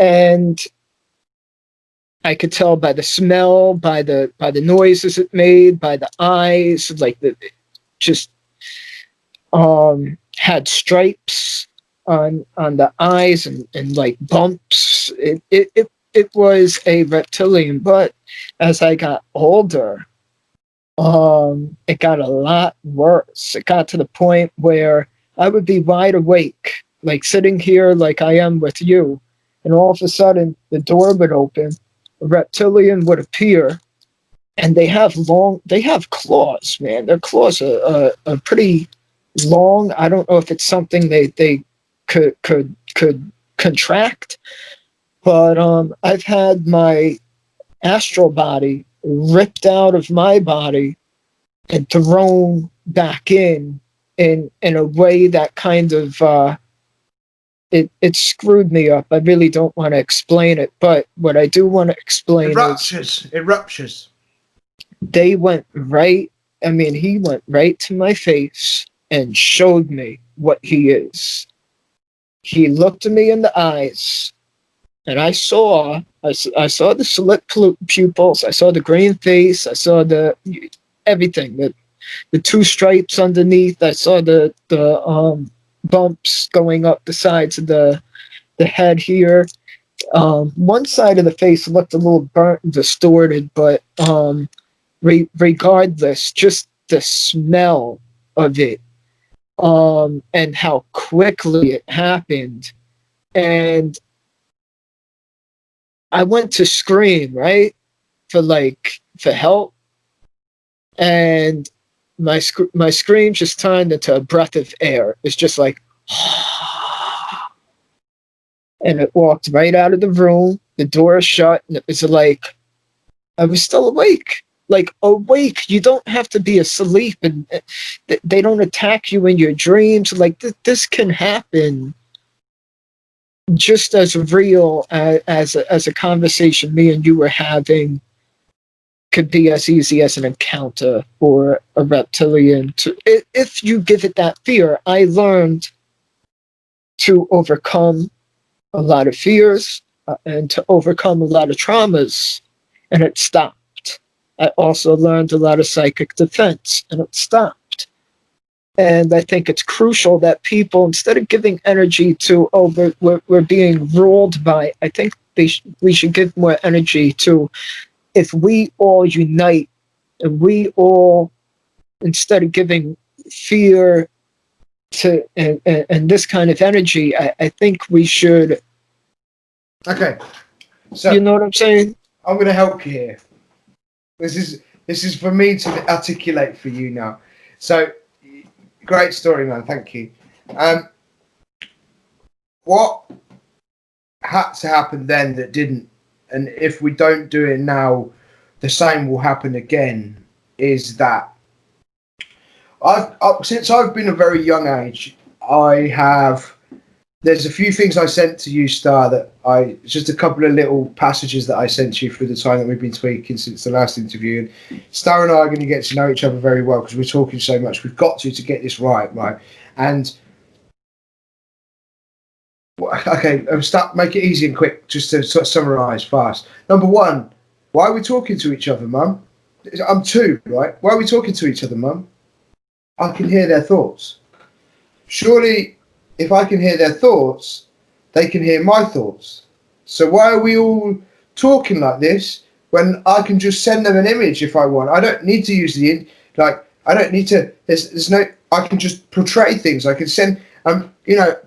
From there it was what happens when you die, and I got the answers to that. And then it was. Yes, I think that one. And then it was, okay, so now I actually went away and I died, and they saw the fact that we're being lied to. Now it is, we as a society need to wake up to the fact that this is happening. Yes, and it's a disaster. If it's through this medium of us talking, and look, the Tony Rodriguez videos are all sitting on 20,000 views, right? I know that we're not using Star's real name, and my name will not be in the title of this video. So how long it takes for this to take hold, and this is what I'm talking to my partner of Esoteric Disclosure about, is it's never going to be quick enough. The people that are going to watch this, it's going to touch everyone, and they're going to touch the next person, and every time you touch one, it touches another. And every time you touch one, it touches another. And what I was brought back here to do was to make a change. And that change has to happen quickly. And this is like you were saying about... Yes. This is like you were saying when you were saying that when you went back to Lemuria to warn them, there wasn't enough time. There isn't enough time. There isn't enough time now. And the point is that these things that we're talking about here, the things that Starr and I are talking about, and I just mentioned to Starr about Article 13 and about the Cabal and about what their moves are to stop the restriction of flow of information. Now, there's so much things I want to say right now, but I'll keep it on Lemuria. Maybe we could chat after this, because there's things going on right now, but I don't want to say anything about it just yet. Because of the energy? Because of the energy, or just because it's not time? Let me just get my piece out just to clarify this. And look, it's about something completely different that's happening in America and the U.S. and people are starting to see if this needs to be cut. We could cut it out. If not, let's go. Here, put it. We're starting to see a lot more government UFOs, a lot more. You said this. I've seen this all over American media. Every underground American media platform that I listen to and watch, I'm getting stories across the board that they are seeing it, and then because it is happening now. There is something going to happen soon. There are certain things that can be done that I'm talking to Remy about off air, that I'm talking to other people off air, that aren't acts of terror, that are ways to bring down this veil. There are things that we will not be disclosing in this video. But look, there is a greater power that exists than this negativity, and I think that's just to round off the negative and to bring in the positive. Starr, right? Is that let's just hold that positivity there. It's not about killing people. It might be about enslaving those people and stopping them from doing what they're doing, but it's not about actually removing and killing those people. It's about changing their polarity. It's about helping them on the same journey that we are on, which is to ascend past the third to the fifth and beyond. And remember the mighty Elohim and how they have came to help us. And this has happened in the same situation when things were about to go down. It was the Elohim. I know you name it by a different name, but I know them as the mighty Elohim. They have 6 wings, 3 on each side. They glow gold. A golden color. I'm seeing with the Nephilim. Okay. No, it's not the Nephilim. Okay. It is. Oh God! It's the video that I did from Bruce. Is it Buzz? It's those, isn't it? Yes. They resonate with the fire of of Helios, That's and right. Yeah. they have that Elohim, that mighty Elohim energy, and they're very powerful. They could change the elements. They could change the continents on the earth with the snap of a finger. And these are the people that have the endings in their name as L. L, yes, the L's. There's the R's and the L's. So, and this is back from my release of information that I'm happy to release to everyone, and I don't fear this. Is that my founding name is Azel, and that is the name that resonates with me going back from before the time that even Starr is talking about now in Lemuria. So let's draw back. Because we've gone deep somewhere. Yeah, we went on a tangent. Yeah, but it's fine. It needed to be done, and it was about the reptilians, right? So Yes. just to bring it straight back to where we were, and we're definitely not cutting that stuff. That's going to stay in. Just to get straight back to where we were, I asked you before you started to tell me about building Telos and crystal magic and the Lemurian starseed crystals and the magic workings. Before you did that, I asked you to tell me what, after we found out the Atlanteans were being run by the reptilians, and so the Lemurians are in 3D, I wanted you to tell me what happened. And you said there was a nuclear, the Atlanteans had a nuclear missile. So let's go from there. That missile put the Earth. It's going to take me a while to explain. Here, we had Telos prepared for over 400 million people. Only about 10,000 people made it. The blast was so big, and people are not going to believe me when I say this. And this is not something I read. This is not something that I've researched. This is something that, I got in touch with through meditation, and I got answers to with regressions, and I'll just put it straight up. The Earth was shaking for 10 years straight after that, meaning there was an earthquake for 10 years straight after that nuclear explosion.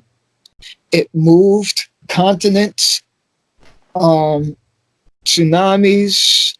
What's very strange is it seems like Lemuria fell, and it fell so fast. When I mean fell, it sank as if you had a magnet, a very strong magnet, it just pulled right to the bottom of the ocean. But in a way, there's an ancestral symbolism behind that. However,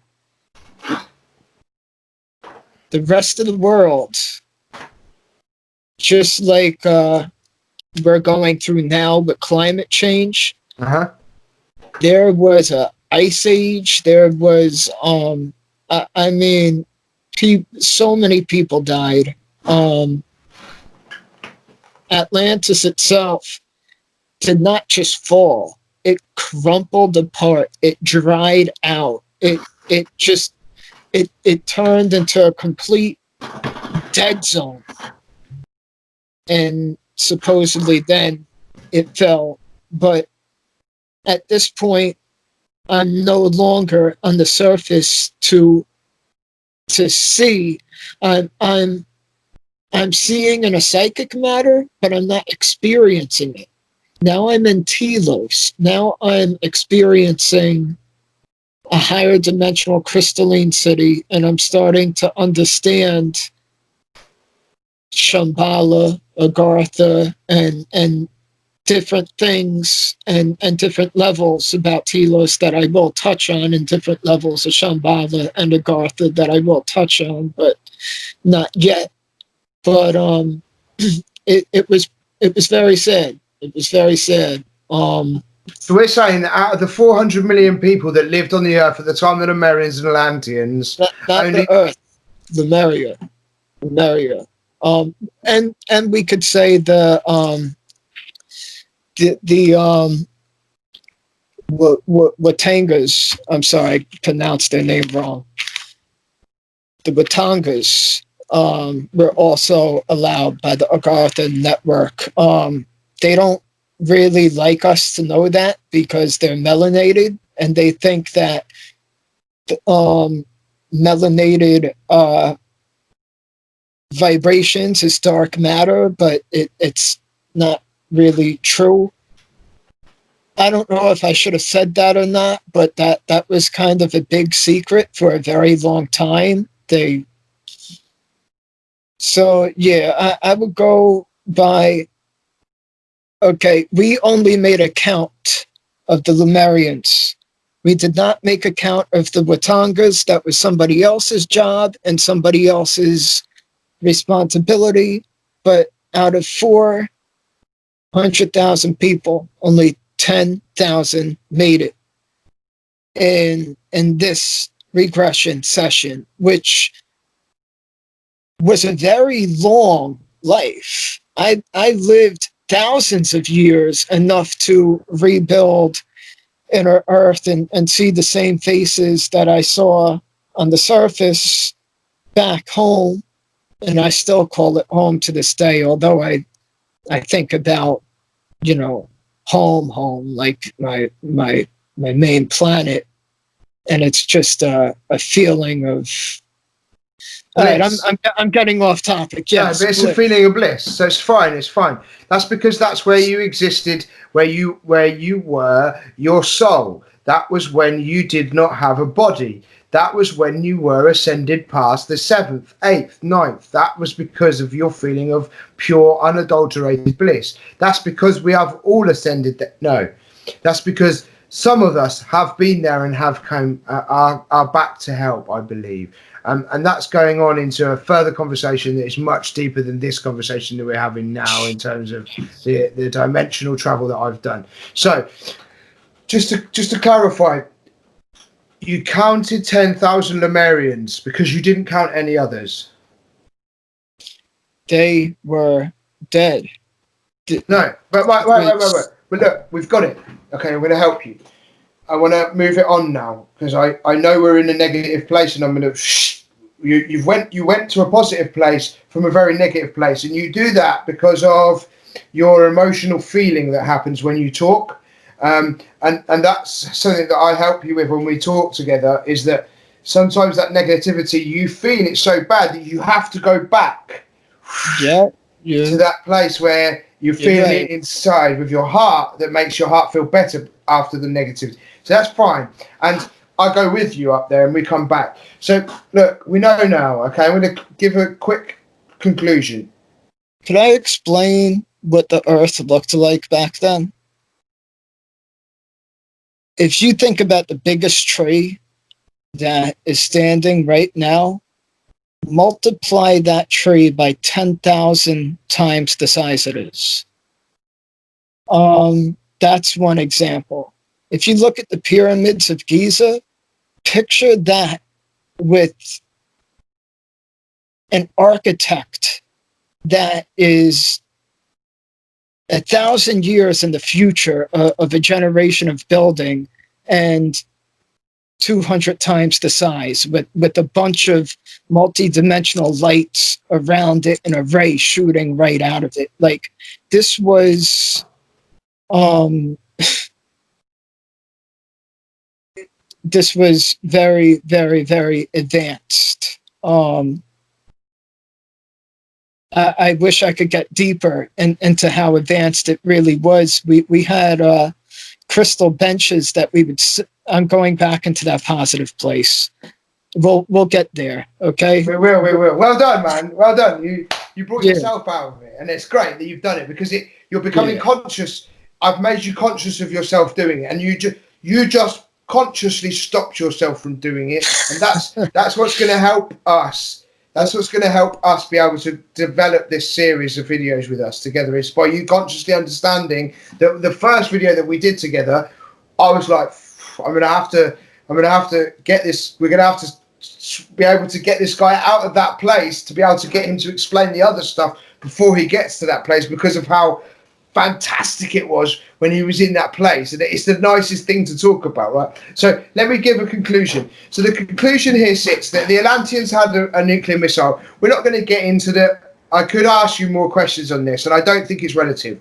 There's one question I think I should ask. Why did they set it off? Do you know?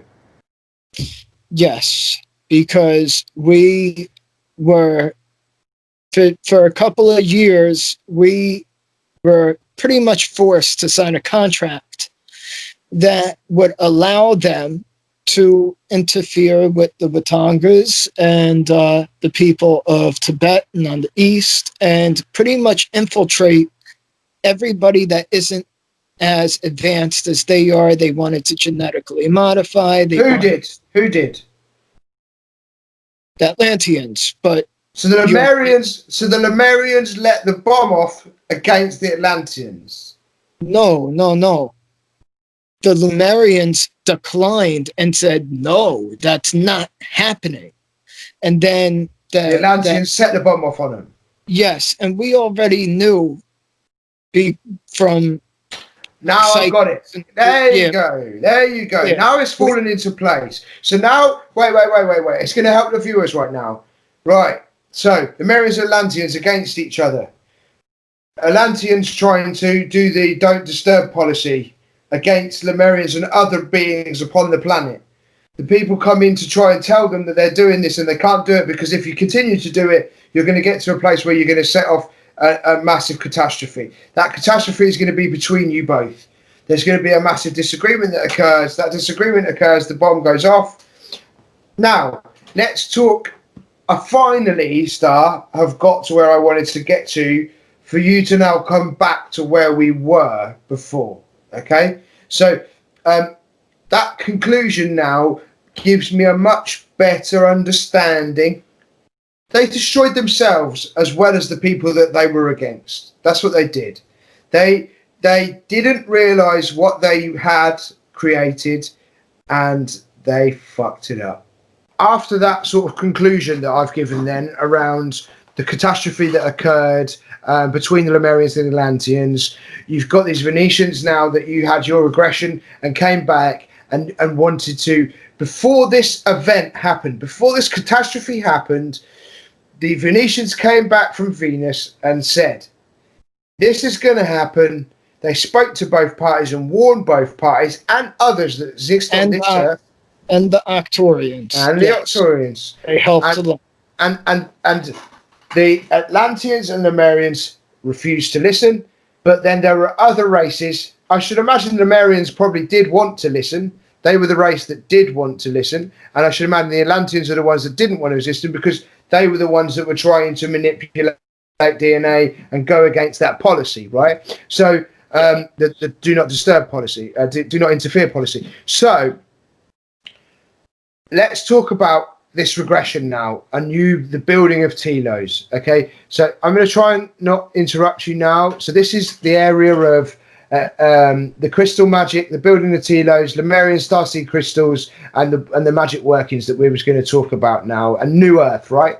Yes. So I think you wanted to give us an overview of this. We're going to break off, right, Star, and we're going to do the 7 rays. We're going to do on individual 35-minute short videos to explain those 7 rays, right? But you're going to give us an overview and a conclusion now, yeah? The overview and a conclusion. Each ray has a ray keeper, and there are specific vibrating angels and specific vibrating beings, different star races at these divine sacred rays. They're often referred to as temples, but that's too simple for me to categorize them, because they are huge, perfectly proportioned, mathematically. Okay, so how did you get from the surface of the Earth with Lemuria and Atlantis, and how did you get from there into inner Earth to where you created Telos and created those crystals? So how did you? Remember, that was 5-dimensional Earth on the surface. So the way we were able to operate things, it was a lot easier than, anybody would think. We had we had a very, very, very deep hole going right into the Pacific underneath Mount Shasta. Because of it's as if we were seeded for what we were supposed to do. Adrenedronians, with that DNA in us, we went under the water to the crust of the bottom of the ocean to get into Telos. And the Watangas put Mercury. Now things are done differently when telekinesis and these abilities are involved. But when Mercury was put in Mount Shasta at the time. At the time, it had a crater in it. It was a volcano, and now it's still a volcano, but it's not active. You know what I mean? So, it was it's very hard to explain the fifth dimension in linear terms, but how I could explain my memories is crystals are very, very, very strong. We used obsidian, we used granite, we used some of the strongest crystals as tools per drilling and building. And when you get permission from the Agartha network, it's not like, look, anybody could drill as deep as they want. They're not going to get into inner Earth. But when you have permission from the Agartha network, now we teleported into inner Earth from the portal, but we also had to construct other ways from the surface Earth for evacuation, and so I'm remembering both and working on both sides. So what I wanted to understand is the teleportation part of that. Where was that can you tell us this stuff? Do you want to tell us this stuff? We can take it. I'm happy to take it on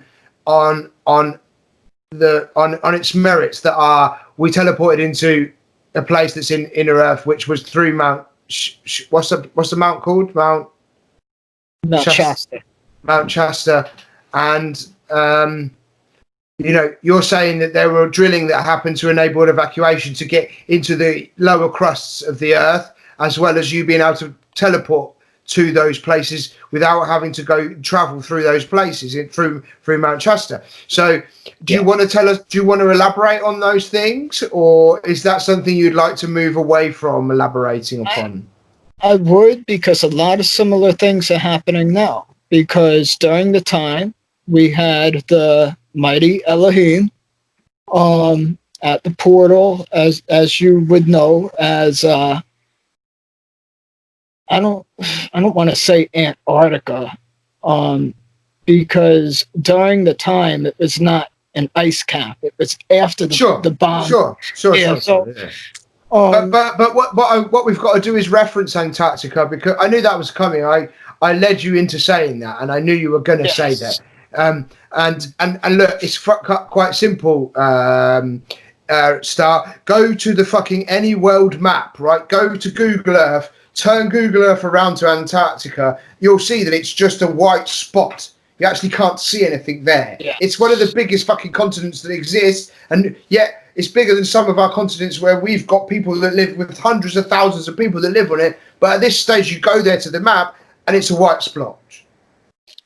I can't believe it. there's been a few people that have literally made it to tell the tale.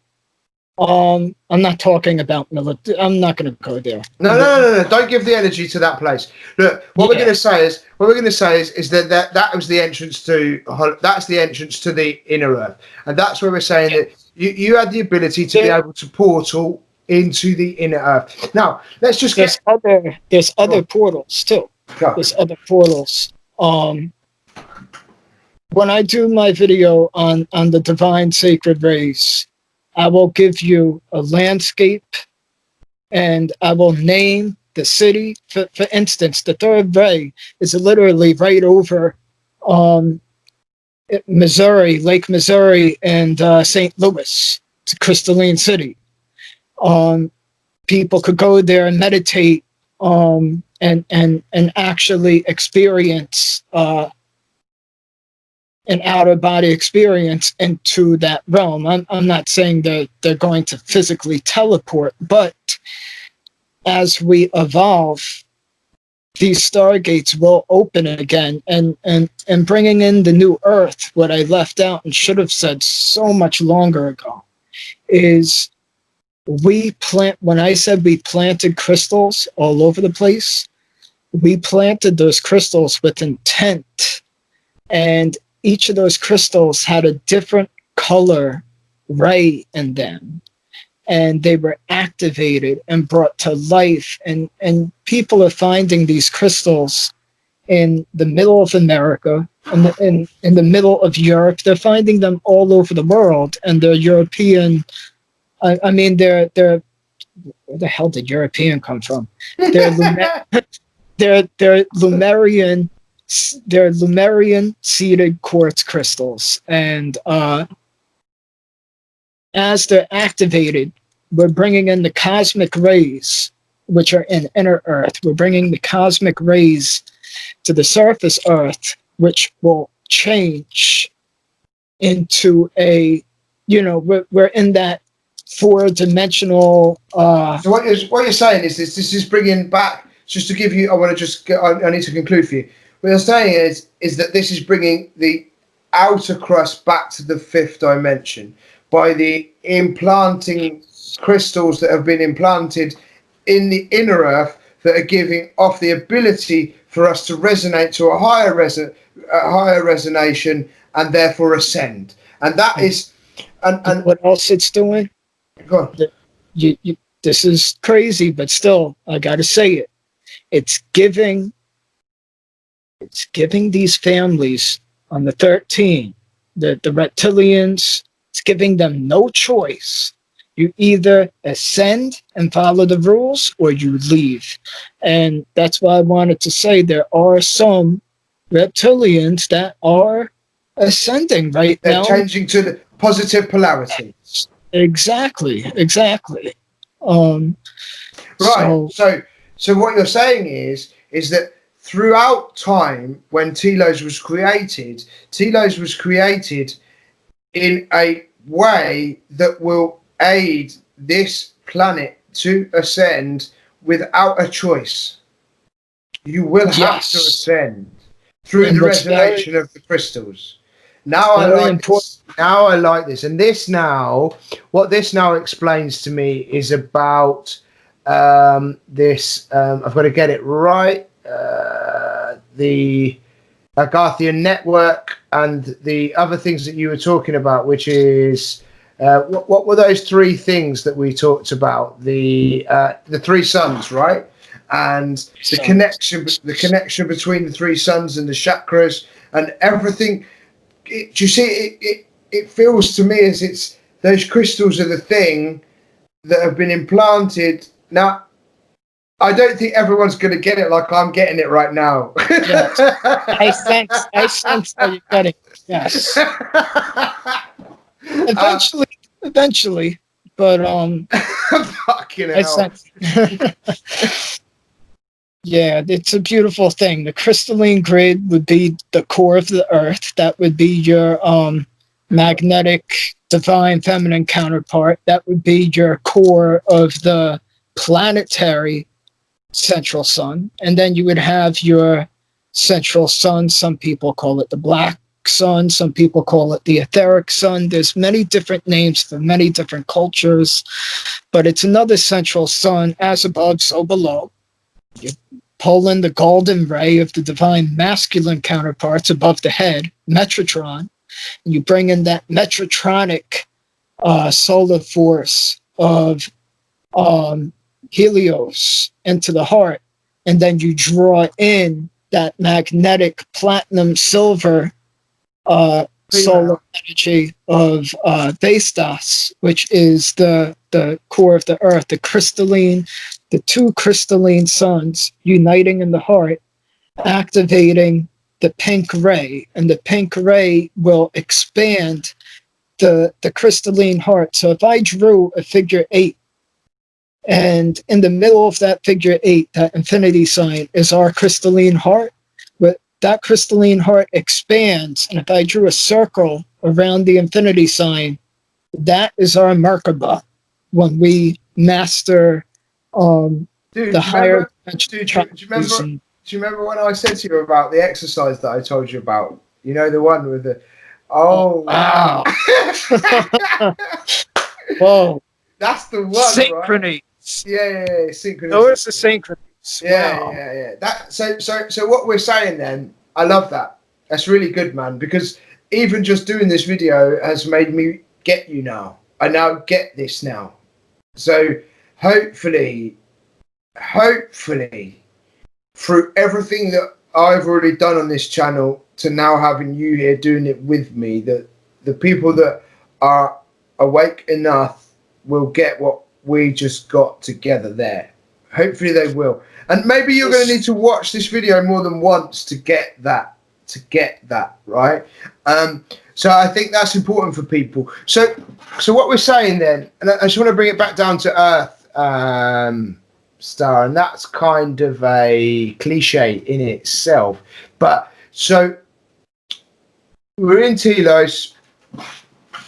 We've explained that we've teleported into Telos, into inner Earth through Antarctica, another way to get in, which wasn't Antarctica before, but it is now. It wasn't under ice, but it is now, and that's through these catastrophes that happened year after year after year after year to where we are today. Now, what are these 7 rays, man, and these crystal temples, these pyramids? Tell us. That's a beautiful question you just asked. They are multi-dimensional spheres. You can call them chakras. In a way they are, but they are... Shit, and there's 7 of them. Yes, each initiates you. Yeah, it initiates you in a way that you expand your consciousness to understand. So, for instance, I have a drawing of a blue hexagram in the heart chakra center, and what do you know? The first divine ray is the blue ray of the heart, and it's shaped as a blue hexagram. So it's a pyramid that has 6 points. So at the bottom, it you know what I mean. But what I'm saying is, you have to spend time with the specific ray keepers and the angels and follow their instructions. And I don't want to white light this up and say this is only for people that, I don't want to place this in the white light category. Anybody could do this. Doesn't matter your beliefs or if you it's your divine right, my friend.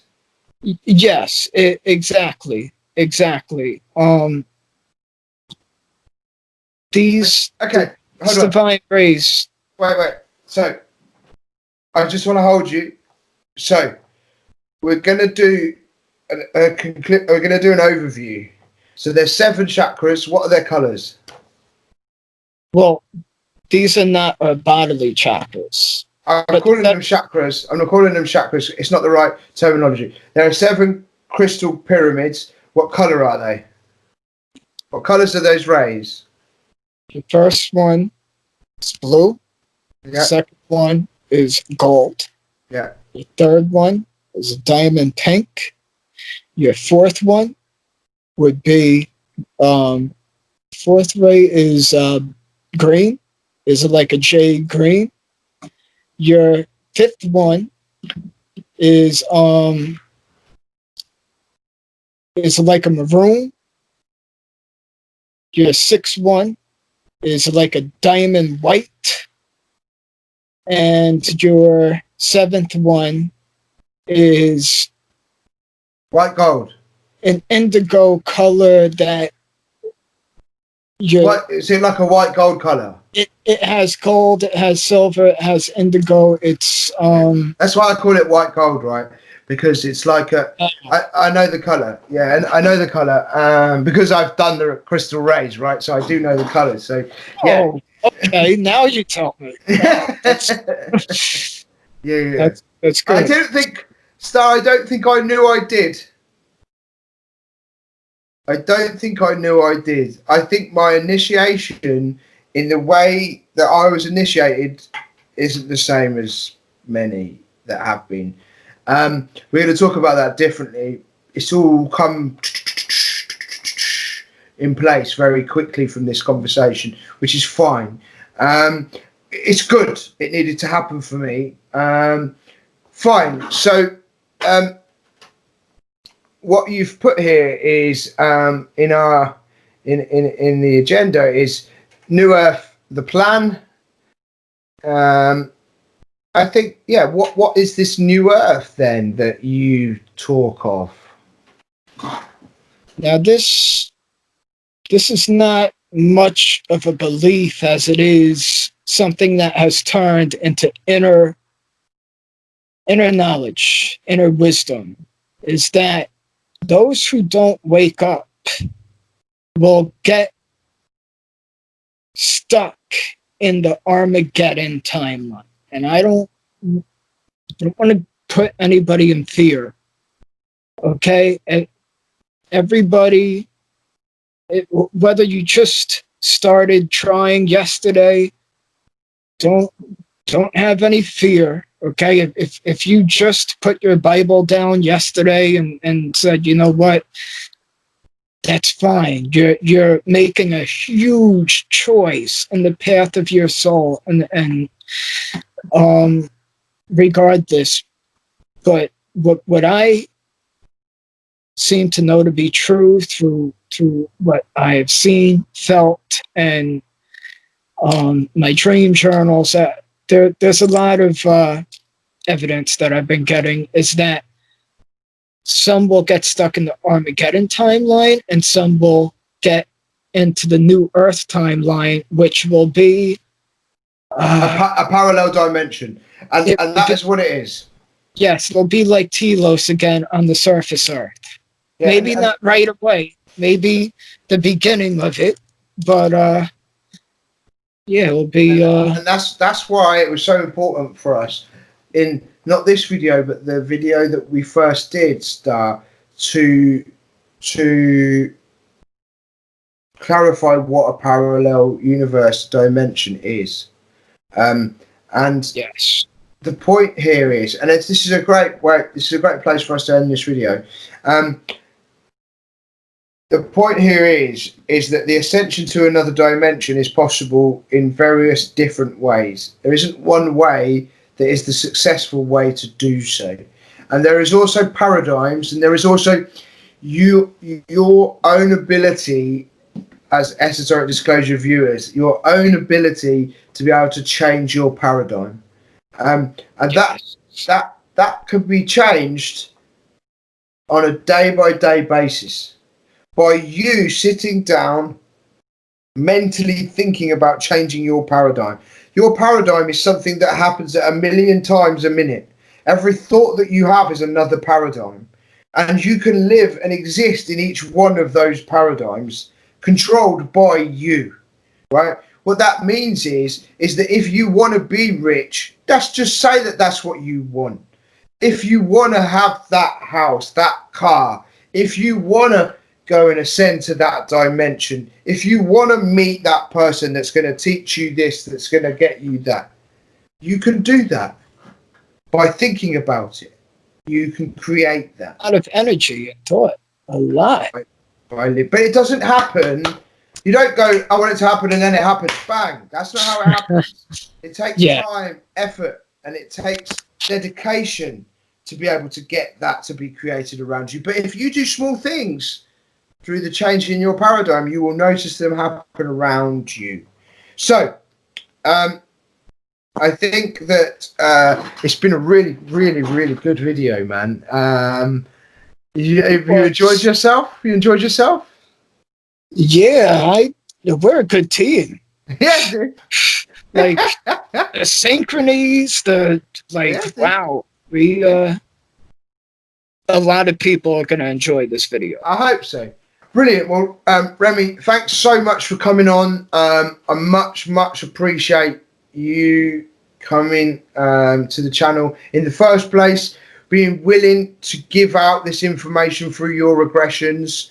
The title of the video was Lemurian Golden Age Regression to Telos. I think we've done that well. Would you agree? Absolutely. Wonderful. Thank you so much, man. Thank you so much. Thank you. Thank you. Appreciate being on your channel.